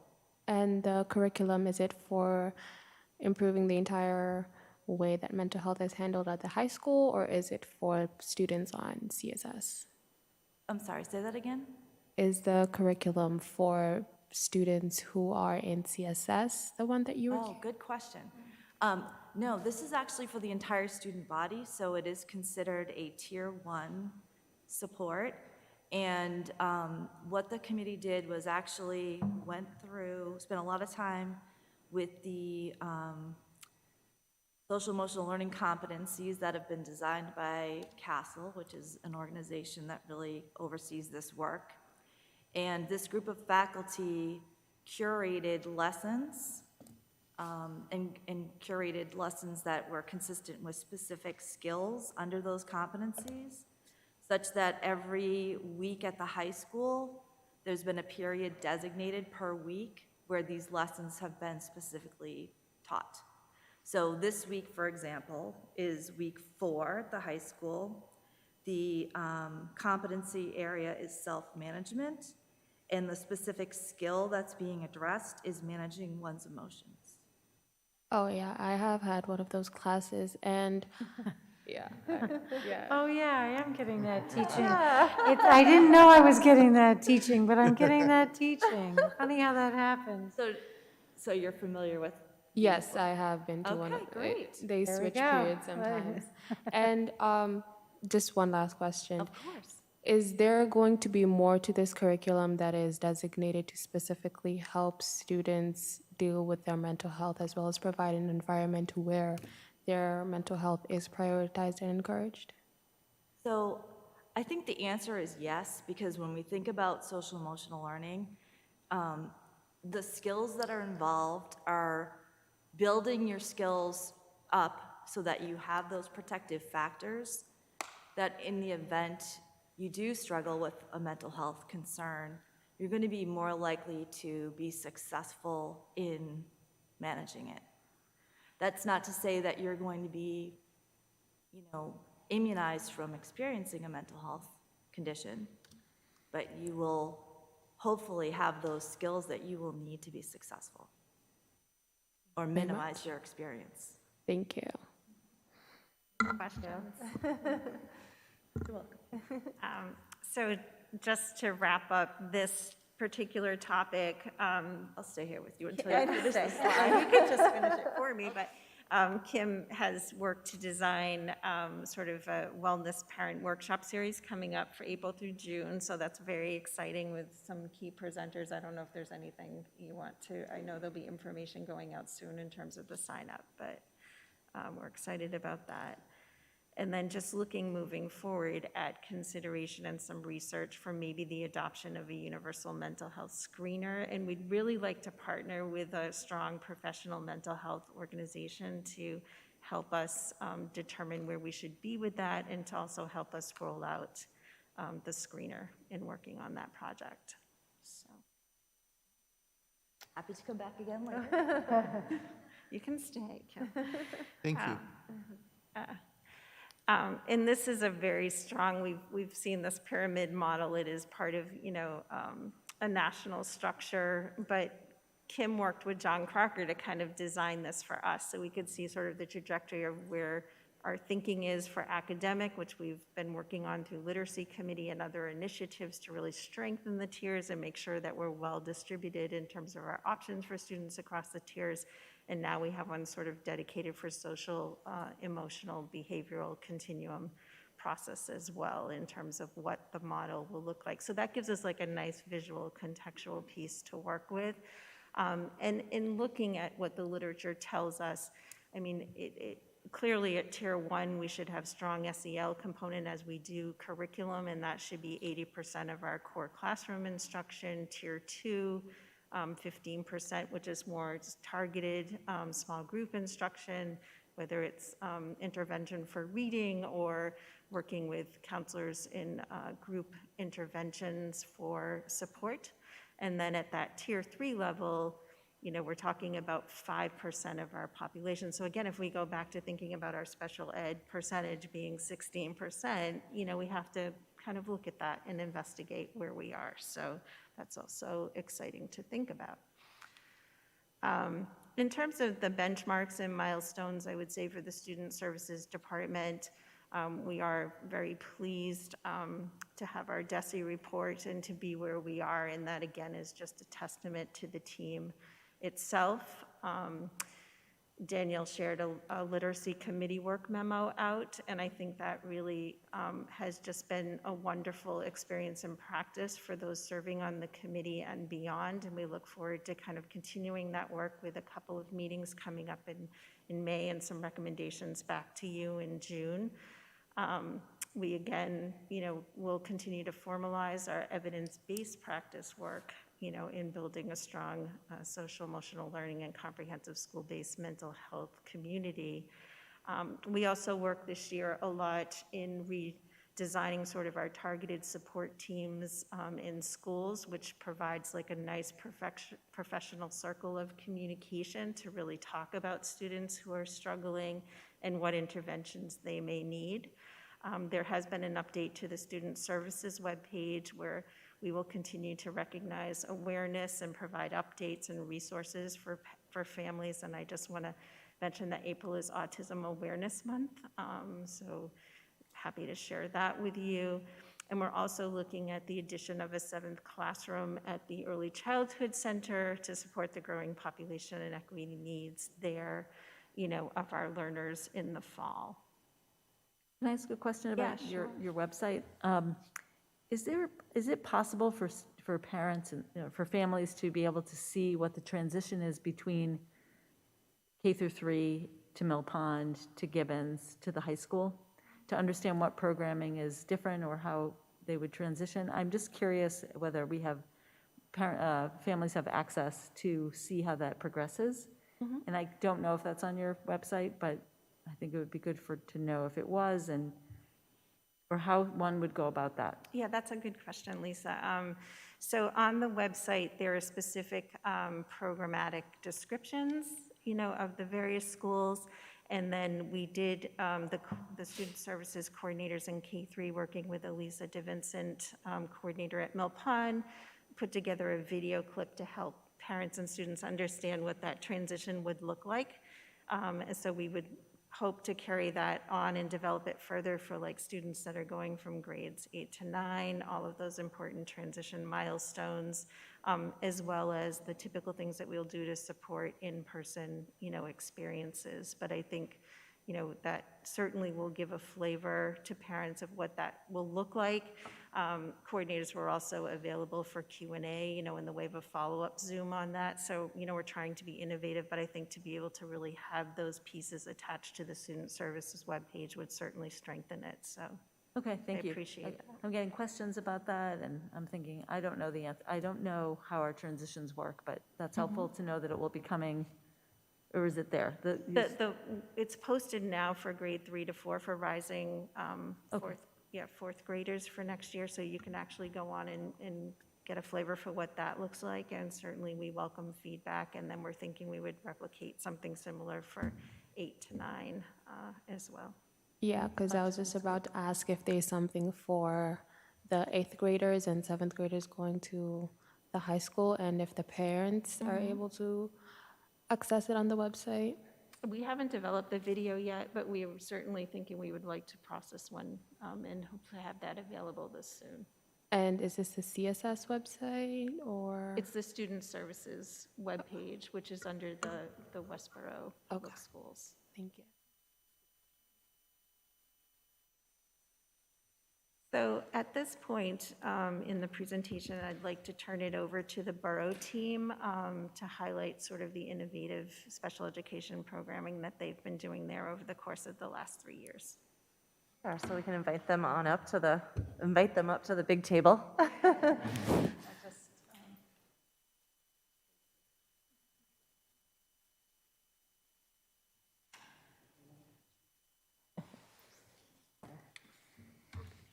Thank you for being with us.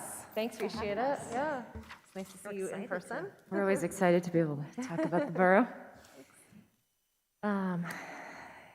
So it's been just a little over 3 years since we transitioned to our community-based location, and it's been a pretty exciting 3 years. And what we really want to be able to do tonight is really highlight some of that, because I think it's probably been a couple since we last were able to speak to it.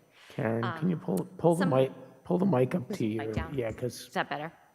it's mainly for people who are at home. who Sure. won't be able to hear. One of the things we're really excited about is what we have been able to do being in the location that we are versus, say, being in a school building where we might be tied to period or bell schedules, is really to have designed this dynamic instructional model where we really split our day. Half of our day is very targeted instruction and developing our students' vocational skills, and half of our day is really focusing on their functional skills and their functional academics. And that is something that the environment really allows us to do.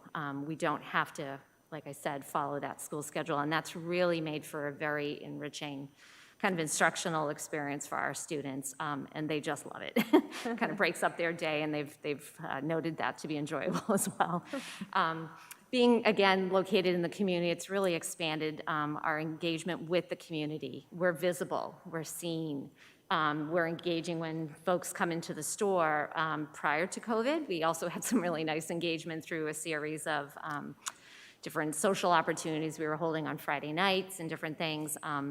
And that's been very exciting. We look forward to get back to that a bit and get COVID behind us.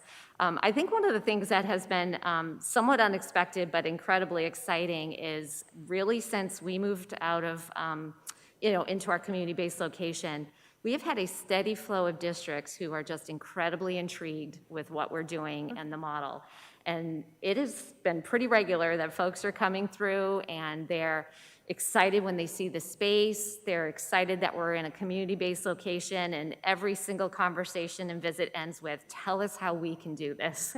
So that's been pretty exciting to be able to share that experience, and to be the envy of those around us has been kind of fun as well. But and the students really enjoy when folks are coming through and visiting, because they have a lot of pride that this is something they get to be a part of. Again, I noted a little bit earlier, but the model really supports those individualized learning opportunities. Really, it's done some really nice things in terms of improving some of our students' learning outcomes. The other thing that we got nicely positioned for about 3 seconds before COVID was to be able to consider tuition and opportunities for local districts to really kind of serve as an alternate out-of-district option for neighboring districts. Geography is often not on our side when it comes to out-of-district placements, and the idea that folks, students could, from another town, might be able to stay connected. So myself and Erin work quite closely, and we push out, and we have pretty regular communications with districts. So we're hoping to be able to, once kind of COVID settles down a little bit, and we can get back to some more normal practices, that we'll really be able to maybe welcome our first student in for that tuition and opportunity. As well as, again, being community-based, it did what we hoped it would do. It's really creating programming in the home community. We've had a couple different students since the program opened up that have returned from out-of-district placements and been able to finish their education with Westborough at the Borough program, which was very exciting. One of our other kind of highlights, and something we're quite proud of, is since we transitioned to the community, out of the 8 graduates that we've had that left Westborough Public Schools, 5 out of the 8 of them are currently employed and making no less than minimum wage. And that's a really nice outcome. That's just incredibly exciting. They're working at BJ's, Stop and Shop, Roach Brothers, Old Navy. They're holding jobs that many other adults are holding. So that's been a very exciting thing. And the other thing that we've been able to do with both through the Sugar Shack, but also through some of our social opportunities, is to stay really connected to our alumni, so that when they are transitioning and they're leaving, they're not leaving their social network and they're not leaving friends behind, and that we can continue to engage with them and continue to help them feel really welcomed as part of our community. Turn it over to Erin, yeah. You have to, did you click forward on your? Did it go? Oh, do I have to do that? Yeah, there's the magic. Yeah. There we There go. you go. So many things. I think it really can't be understated how important the transition to our community-based location has been. It's really been a game changer. It allows for those reciprocal interactions between our students and the community, and our students are becoming more aware of the opportunities that exist for them in the community, the resources that are in the community for them, and it really fosters their independence with accessing those opportunities and resources. And I think it gives them a better sense of being a visible and valued member of the community too. Being outside of the high school has also allowed them to just feel grown up, because they have this beautiful, thoughtfully designed space that they're able to invite the community into, and it just gives them a feeling of pride that this is their home now, and it makes them feel like they've really taken that next step toward adulthood. And I think being able to invite people into their home instead of always being the one who's visiting elsewhere, I think is important. Whether it's a social engagement, a meeting, or another function, the space has really allowed for a much more dynamic and meaningful series of interactions with the community, and in turn has really raised the profile of the program as a whole. And a major catalyst for that, for the increase in our program's visibility, has been the growth of the Borough Sugar Shack. Kristen, our manager here, our amazing manager, it literally started a hot minute before the shutdown. Yeah. But she really is the right person for the job, and I think it's a real testament to her skill set and her knowledge that the store has really thrived this past year. So with that, I'm going to turn it to Kristen for for an overview of the store. Thank you very much. First, I have the best job. I get to work with Candy and amazing young adults every day. I truly love my job, and I love being here in this community. It is a great community. So many people come in every day, and I get to engage with them and talk to them, and they get to see what's new at the Sugar Shack. They get to meet our students. It's a lot of fun. So while this past year has definitely been challenging for the Sugar Shack, as it has been for everyone, we've definitely seen an increase in sales due to our amazing community support, as well as, I think, increased Borough Sugar Shack awareness. We have some numbers on the slide, but we actually redid them after Easter, because Easter is the #1 candy holiday. So just to give you a little, comparison. So February 2019, through April 2020, we did 55,914. February 2020 to today, not the end of April, but just to today, we're at 82,977. So it's an increase in sales of over $27,000, which, despite the pandemic, which is really nice. We've had, our foot traffic is definitely decreased. There's not a lot of people, not everybody wants to go out, but the people that are coming really seem to enjoy the products. And we feel very confident and excited that the trend of increased sales and increased customer awareness and customer base will continue. We've spent a lot of time increasing the awareness about the Sugar Shack and the mission, promoting via social media, newspapers, TV, word of mouth is huge. This past year was definitely very challenging. It forced us to learn quickly. Erin and I got to bond when everything was shut down. We were, we were meeting each other and bonding and learning a lot. The two of us alone at the borough for like 5 months. We went from a Google Doc, you could order your Easter baskets last year via Google Doc, to an online ordering platform, to now we ship nationwide. So that's pretty cool in a year. So in shipping nationwide has been great. We were able to gain some corporate customers, local and from surrounding communities. We even have a really sweet customer from Pennsylvania who's been a great supporter.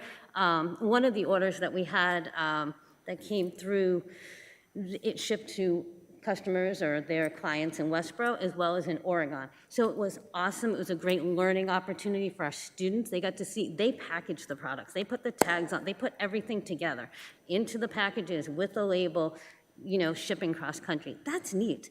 So it was a lot of fun. I lost my spot. So the students truly are excited, which makes me excited too, to learn. Like recently we had a woman who placed an order for a 9-year-old's birthday, and it was, goodie packs for the birthday. And we have a young lady who is our curling ribbon expert, and she was curling it, so I let her know that it was for a 9-year-old girl's birthday party. The smile, even though I couldn't see it, I could see it here. The smile, she was so excited. And she's like, oh my gosh. And she just loved that she was making this for a 9-year-old's birthday. Mm-hmm. She also, I think, now wants to do that for some family members' birthdays as well. So, generalization. So as we work on product development at the Sugar Shack, we really do put a lot of thought into the packaging that we buy, how the products are built, if it will work with our students' skill set, and if it will encourage other skills to be learned. So we do put thought into that as we invest in the packaging. So in addition to packaging, as we do product development for new products, one of the ones that we'll be launching later this year that we're talking in developing will be a sensory box. It will tie into the mission, ties into our program, and we hope to develop a whole line around that. We're definitely in the beginning phases of that, but look for that to hopefully come out this year because we're very excited about that. We think it really ties in with the program. Also, as I speak with the customers, whether they're in the store, via phone or email, that I can tell you that once they hear about the program, they want to visit us not just for what we do, but for why we do it. So many people are like, oh my God, I didn't really need all this candy, but now I'm so happy I bought all this candy. One quick story, because I know we're probably running late. We had a woman who came in for Easter, and she came in and she said, she had heard about us, word of mouth, and she said that she had already bought all of her Easter candy. And then she heard about us. So she called the store that she bought the Easter candy from, asked if she could return it. She returned her Easter candy. I don't know where, but she returned it, and she came to us and bought her Easter candy. I was like, she's not local. She's, a few towns away, but I think it was probably about like a half an hour ride for her. But during the Easter season, during COVID, everybody's busy. She took the time to come support us. So it was a really cool story.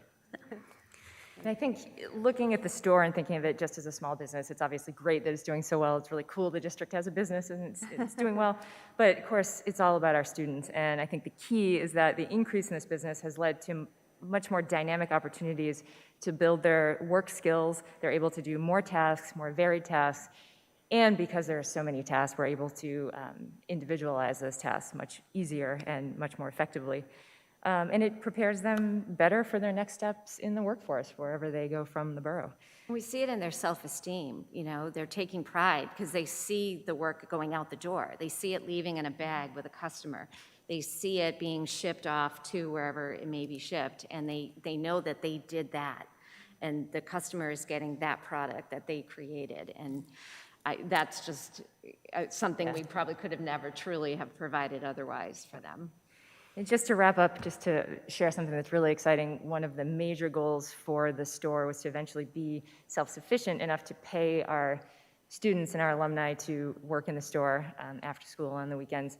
And we're happy to report that as of February, we have been able to onboard several of our students as Westborough Public Schools employees, and they are getting paychecks thanks to a very, very generous donation from a lovely community member, a seed donation that then has been added to by other members of the community via our GoFundMe to a payroll account that, as the store continues to grow, we will reach that point where we can, we're not paying them via donations, we're paying them via store profits. But until then, it's just been a great springboard to be able to implement that and talk about pride on their faces, that getting their first paycheck, just that whole process. Those initial 2 weeks were Oh, rough. yeah. They had big lists of everything they were doing with their Well, paycheck. Right, exactly.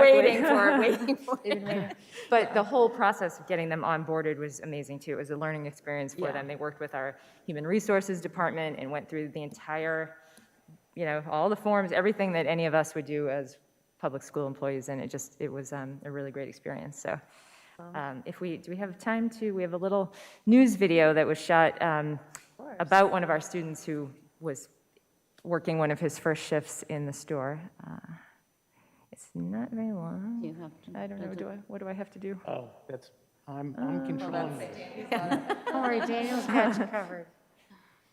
Do I need to play it? Where There we it's go. supposed to be. There's the delay. Not sure about the volume here, hold on. Put your, What's that? just put your The speaker- microphone Put your next to microphone. your- No, that's, what a great idea. Hold on. On my screen.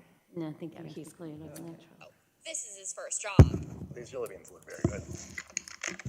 Christopher has autism and is a student in the Borough program, which helps young adults with special abilities prepare for adulthood. Working in the candy store is part of the vocational work program. It's important for anyone for skills like this. This is helping me, making me realize that what a real job is. The Sugar Shack has had to make some changes because of COVID-19. Students work behind the scenes now, so they don't have to come in contact with customers. Christopher says he's been enjoying his work over the last year. It's fun. Christopher says having to adjust to a new normal with the pandemic hasn't been easy. It's been rough, but I had my days with this happening. He says the Sugar Shack helps keep his mind off of things. Yes, it does. It sure does. I'm out of the hearts. Space it out that way. There's no open edges. One at the top of each. This is Christopher's job coach, Shane Noel. All of them have made such amazing progress despite, everything holding us back.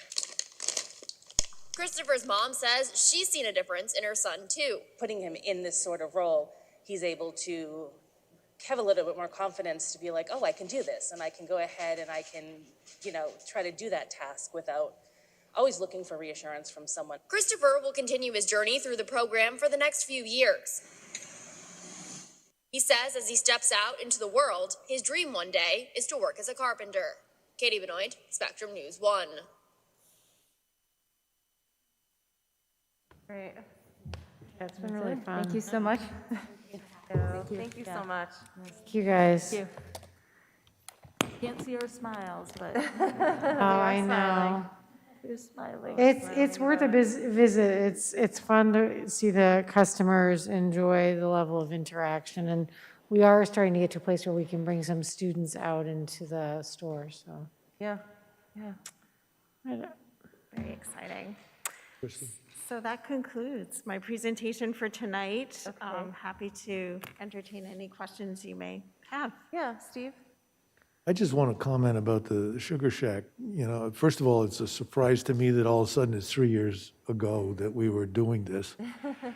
You know, and it wasn't a hard sell, I think, for our community, but there certainly were questions about how successful this might be. And certainly the wish of the community was that it would be successful, that the students there would experience all the things that you talked about, and that for those families who have children you know, with those issues, that it's a great opportunity, and everybody saw it as an opportunity for them to excel in what they were capable of.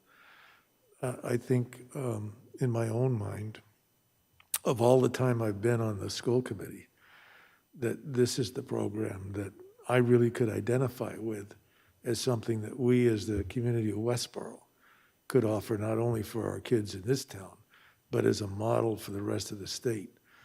I've had discussions with other people who do what Sherry does on the Cape, and they were just amazed at what, first of all, the concept was.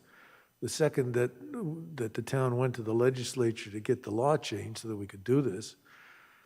Third, that there was community help to create the program in the first place. And now we see that the opportunity for the students is now being seen in the community, so that in fact they have jobs. And all those things are just amazing in an area of teaching that really has not been that well done, not only in Massachusetts, but in the nation. So, you know, I'm proud of you for what you've been able to do, and I thank you. I also love how it's been a learning opportunity for the rest of the Westborough Public Schools population to see this program in place and what it is and what it's doing, and then to be able to just come in and be part of it. So it's really been extraordinary. And yes, pride, so much pride that you're making it happen, and it's been so successful, and that you're excited about it as much as we are. So that's good. Thank you. Yeah, we couldn't tell. We couldn't tell. Thank you. I do have one question, though. I do really appreciate what you guys are doing. Could someone please explain the sensory box? Because a couple of people in my club are trying to create something similar, so I wanted to know what you guys are doing about yours.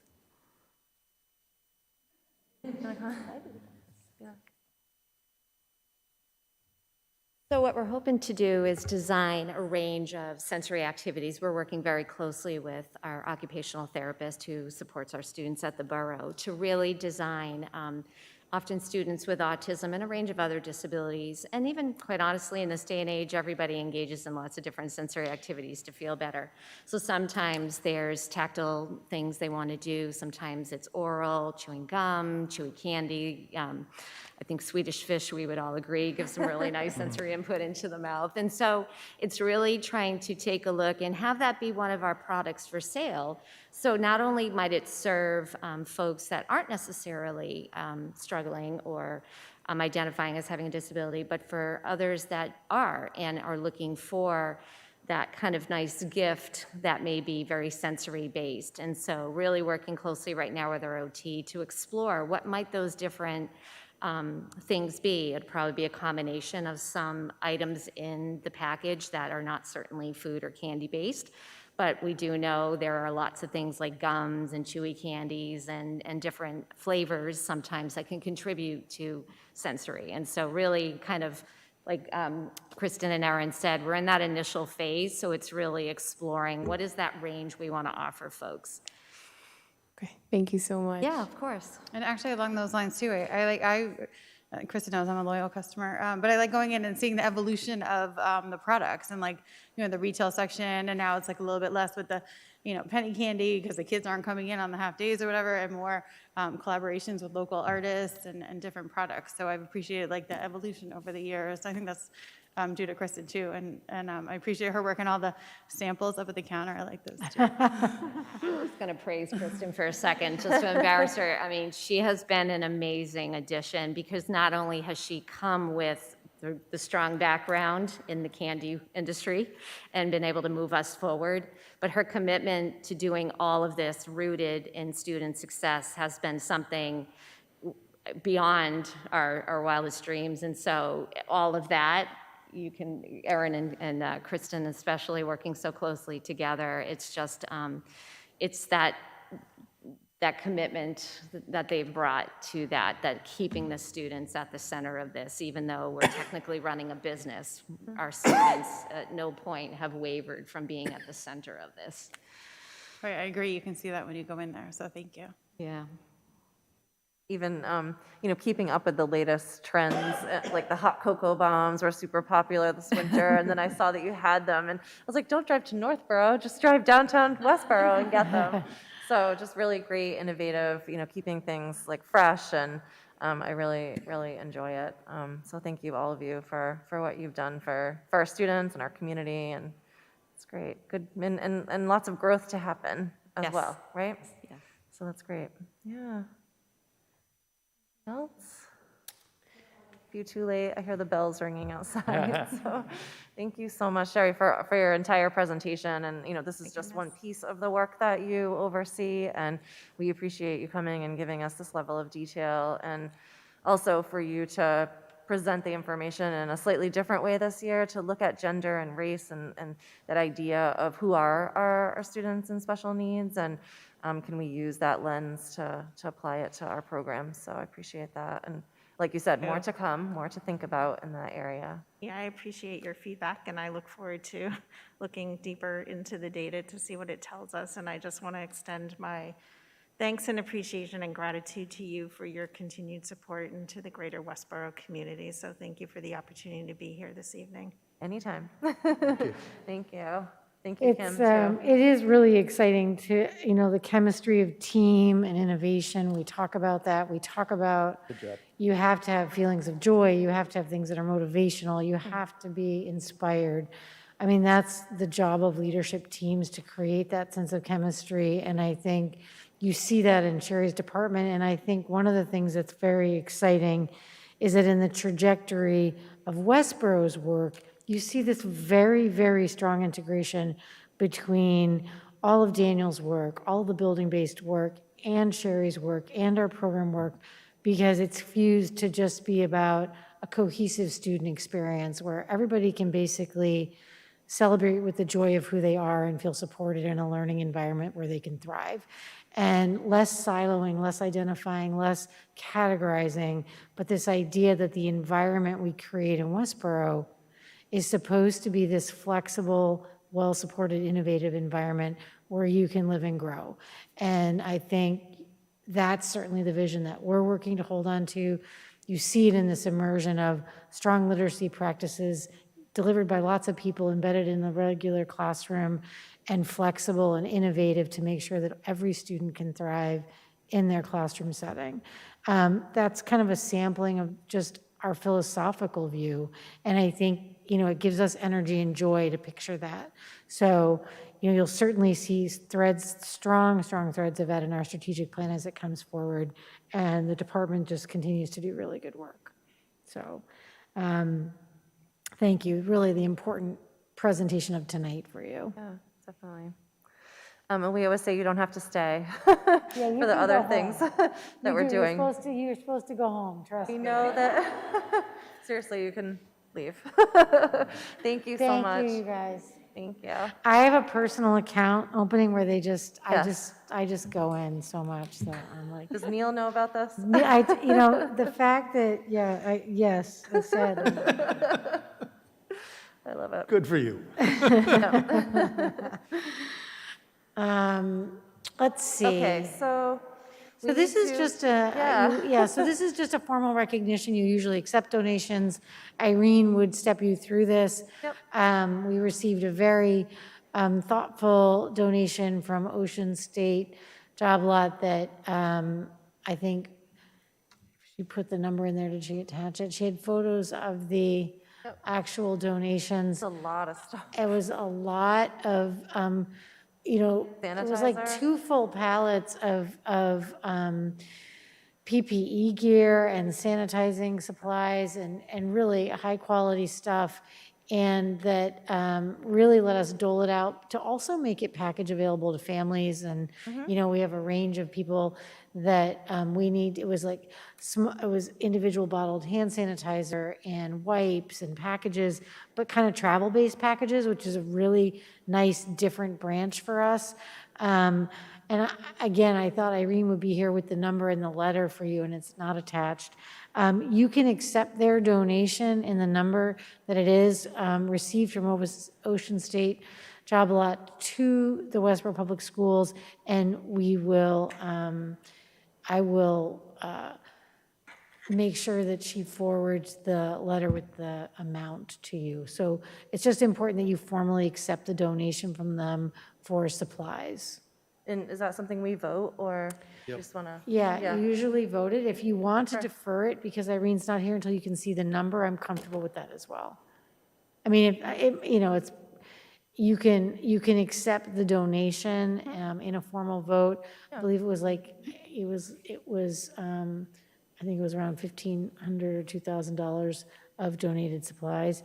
But I would want to respectfully make sure that it's the right target number.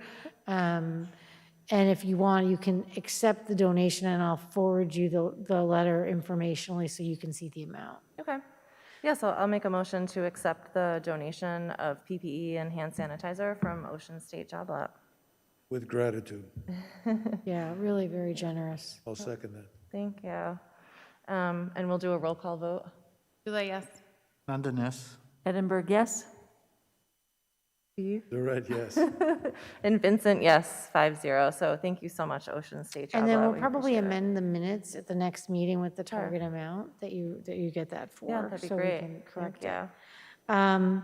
The last thing tonight is really just a point of discussion. I'm not going to do a lot of in-depth preparation because since we did some of this work, I also know we're then going to go to the AFC, and I want to use the feedback we get from them. But this is just the time of year when we have to warm up the preparation phase for town meeting. And with it being slated for May 15th, we're just shy of a month away. So what we need to do is just a time for us as a committee to begin to prepare again. I think it's helpful, given that we had a longer stretch, if you want, if just some thoughts, and I'm doing the same. Irene and I are booked to sit down and do like a 2-hour cycle review of all of the budget pieces that we went through, just to kind of get ourselves fluid again around all the benchmark numbers, as well as process for the iterations. I think if you want to review the presentations in the back of your budget book, those are the best kind of, I think, summary of process. I think it's helpful just to kind of give those a look again. And then also skimming the key kind of components of the summary pages of the budget that are in there, just to make sure that we're all remembering the trajectory of the plan for this target. I think it will be important for us to be able to speak to some key areas around the original reductions that were made to the last 2 years, and then the base budget that we're bringing forward without the recuperation of those funds. Those are going to be important, key, tight, well-scripted presentation points that we need to reiterate at AFC on Thursday, but then also in our preparation for town meeting. I think it's also helpful, I forwarded you the most current version of the warrant. It's warrant 7, so that you can review our 3 warrant articles in there. So I think you can look at the warrant as much as you'd like, of course, as I know you do study it in preparation for town meeting. But just our 3 warrant articles, I think, are the pieces that you want to look back into that language, just so we start to think about them again. I'm going to begin developing basically the 4 presentations that we might need. So, I think that I'd like to wait until after we attend the AFC meeting, kind of work off the framework of some of those questions. I'll probably use some of our original budget presentations to anchor that discussion for review. And then from there, take feedback from you guys around areas where we might want to do new emphasis or other thoughts. And then we'll create a clean budget presentation that would encapsulate the kind of presentation we want to make. And then the 3 would be one for each of the warrant articles. And again, if a question is called, we do the presentation. And so we prepare for that. And it would mean that typically, Kristen, you can begin to think about the rotation of those, and people should think those through. And again, you don't need to make all of these decisions tonight, but I just think it's important to frame your thinking on them, that if I look at those articles, you're going to need to have, typically in the past, if there's a question called on the budget, I'll do the overview presentation. I'm happy to sustain that process if you want me to. And then questions are targeted against who's best to answer them, myself or one of you or Daniel or Irene. And I think that's been a good methodology for us. I would be covering the majority of them. Daniel will not be able to attend town meeting this year, so I'll have to anchor his questions, but typically he's going to leave me well prepared. And then I think you're going to want to think about, certainly the sprinkler warrant article is Steve's purview, I would imagine, Steve, because you own that article and the process. And then I would work to develop a presentation that you would feel comfortable with, send it to you, you could tweak it, and then if a question is called on that, we'd be able to have that ready for you to go. Are you comfortable with that? Yeah. Okay, so I think that between the two of us, we remember the trajectory of that work pretty well. And so I would be heading towards getting that done in time for you to look at it, think it through, and feel like the talking points are tight for you. I think the questions we hear at AFC will help us know kind of what people are going to want to remember. You'll then have the high school divider, and really that could be presented by any of you. If there's a question, I'd be happy to prep anchor slides and you could use those. And then I think the softball field, we continue to hear will be the contentious article of discussion. And I think people are going to want to, have questions on that. So I don't think you have to make final decisions tonight, but I would say interact with Kristen about any thoughts on that. Again, because Steve has chaired the committees that have brought forward the sprinkler, I think he has to be that anchor. It seems most logical. But the others are certainly open for discussion. So It wouldn't be a town meeting without Steve getting up to talk about the Hastings sprinklers. It's an annual event. Having received, I guess, that story, I would recommend that Sarah do the girls' softball. Is there a possibility of Johanna DiCarlo being involved in that? Certainly not opposed. Again, she'll work with me on the layout of the presentation. And, I think, Only because she knows the history of the softball field, she knows the. Oh, yeah, Yeah. I'm sure she can support it, but, support it, but- the bottom line on the whole thing, it needs to work, number one. And two, the equity of doing it is absolute necessity based on how much money otherwise we've spent on boys' sports, at Westborough versus almost nothing for the ladies. So I think it's definitely time. And there is that argument, which you'll probably hear on Thursday, as to why we shouldn't do it. Yeah, most of the questions that have come in from AFC so far have been around the softball field. Yeah, as there were when we were together. Again, I don't think we have to go in depth tonight or make final decisions. Certainly, I would clearly be developing a tight, well-framed historical perspective, some financial information on what we have invested in those fields, and then what the uplift would involve, and would make sure Johanna felt comfortable with that. And either she could come to help answer questions. feel pretty well versed in the backup on that, to be honest. But again, I think it's a matter of making sure our presentation is going to be well framed, and I think we'd all have time to look at it and think through it based upon the types of questions we've received. And the fact that it's coming through the capital committee. Well, it's yeah, not- that's what I was gonna say. it's not- Kyla just yeah. asked me. Yeah, It's not yeah. like our own warrant article that is like a separate item. It's coming through the capital committee in a group of items. Yeah, I think it will be an interesting process for that reason, in that the evolution of the capital committee's process being reinvented effectively, and I think being implemented this year, means that the way the articles were selected to come forward had multiple layers of input against the other things we had forwarded, and it was selected as one that fit in the large picture of time and process and finances. I think we should make that part of our presentation, which we would, as a framing of what is the trajectory for that coming forward.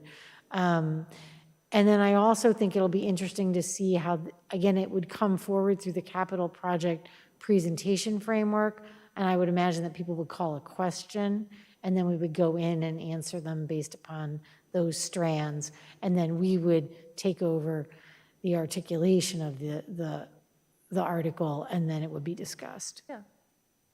So, just, pieces to think about. I agree that Sarah would be great for that one as well. We'll talk about that. We'll think about it. We'll think about it. I see where Steve's thinking. No, I mean, we could also get, I mean, I agree with the, having a presentation ready and all that, and talk about the capital committee and the staging of that. But yeah, I agree, we need some, backup material for why we need, like Kyla was just asking me on the side here, what's going on with the softball field. So I told her I'd explain, more to her after, but it's just, it's due for repair and renovation. And I could get some of the.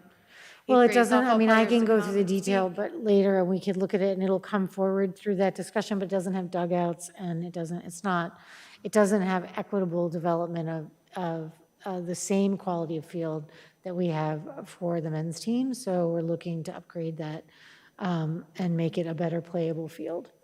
So we've done some baseline updates to it, and I'll bring those forward as part of the preparation, where we can look at what we have invested in that site, and then there just comes a place where those are minor repairs we sustain, and then we need to do something that's a bigger lift. So I think that, so it's just good to return our mind to those conversations. I think AFC's meeting will be really insightful, and from there I'll start, if you look at a calendar, just to kind of prepare yourself, because our shared effort of a successful town meeting means, 1, we get prepared and we get good preparation. 2, we reactivate people's awareness that their participation and knowledge about what's coming forward is important for them to participate. So you figure today's the 7th, we'll attend AFC next week on the 14th. The week after that is vacation. I'm working that week, so I will, try to frame some early drafts. And then we still would have. We have 2 more meetings. Yeah, two more meetings, and then 2 more weeks until town meeting. So you could see the presentation drafts, see how it all evolves, finalize who wants to present. Yeah. And I'm happy to do it if you want me to. I'm also very happy for you guys to share in the presentations. So whatever works for us, let's just dive in and get prepared. Yeah. We also can do any collateral materials on the side. I know sometimes we've done like an overall budget. I know Kristen's with those. Or I was even thinking maybe like something around the COVID grants, because I think that could be a question, how our COVID money was spent. Something like pick up and read along. Or recovery plan. Some of that money that, it's money we've spent already, and then money that might be coming in, could be a good one sheet for people. Yeah, Read we'll have to along think with the about town meeting. what we're going to hand out, or what we want to hand, just a budget summary. Usually we have, Yeah, because I would think those would be questions. And just the bullet points of the 3 warrant articles. The bullet points of why for each would be a good visual, so that in case you're not Yeah, because that always helps to anticipate some questions. Yep, okay, that's good to build into. Again, I'll have to, we have a good window to get that done. I just think we got to map it out in order to get there, so. That's helpful to remember. We've got to do the print materials as well as the presentations. And we don't want to get crushed at the end, but they take time to do well. So I think it's going to be important just to, I usually pull on you guys to help with that, to look at content. I mean, Kristen's taken point on the working document a couple times. And as I develop the PowerPoints, I'll share them and you can give feedback. So, we've got a little work to do. So I just wanted to put it on radar tonight and let us get excited about town meeting. It's certainly exciting to participate in ways that I think are very important. I'm looking forward to it. It'll be in person. We need to just, be ready to go. Yeah, definitely. That's it for us to right. think about. Great, to be continued. Yeah. So the next meeting of the school committee will be after vacation break on Wednesday, April 28th at 6 p.m. here in the Great Hall. And just so everyone knows, the remaining scheduled meetings of the school year are May 12th, May 26th, and June 9th. I'll entertain a motion to adjourn. So move. Is there a second? Second. Raghu beat you to it. We'll do a roll call. Goulet, yes. Nandan, yes. Edinburgh, yes? Correct, yes. Vincent, yes, 5-0. We are adjourned. Thank you. Thank you. Where's your thing? Oh.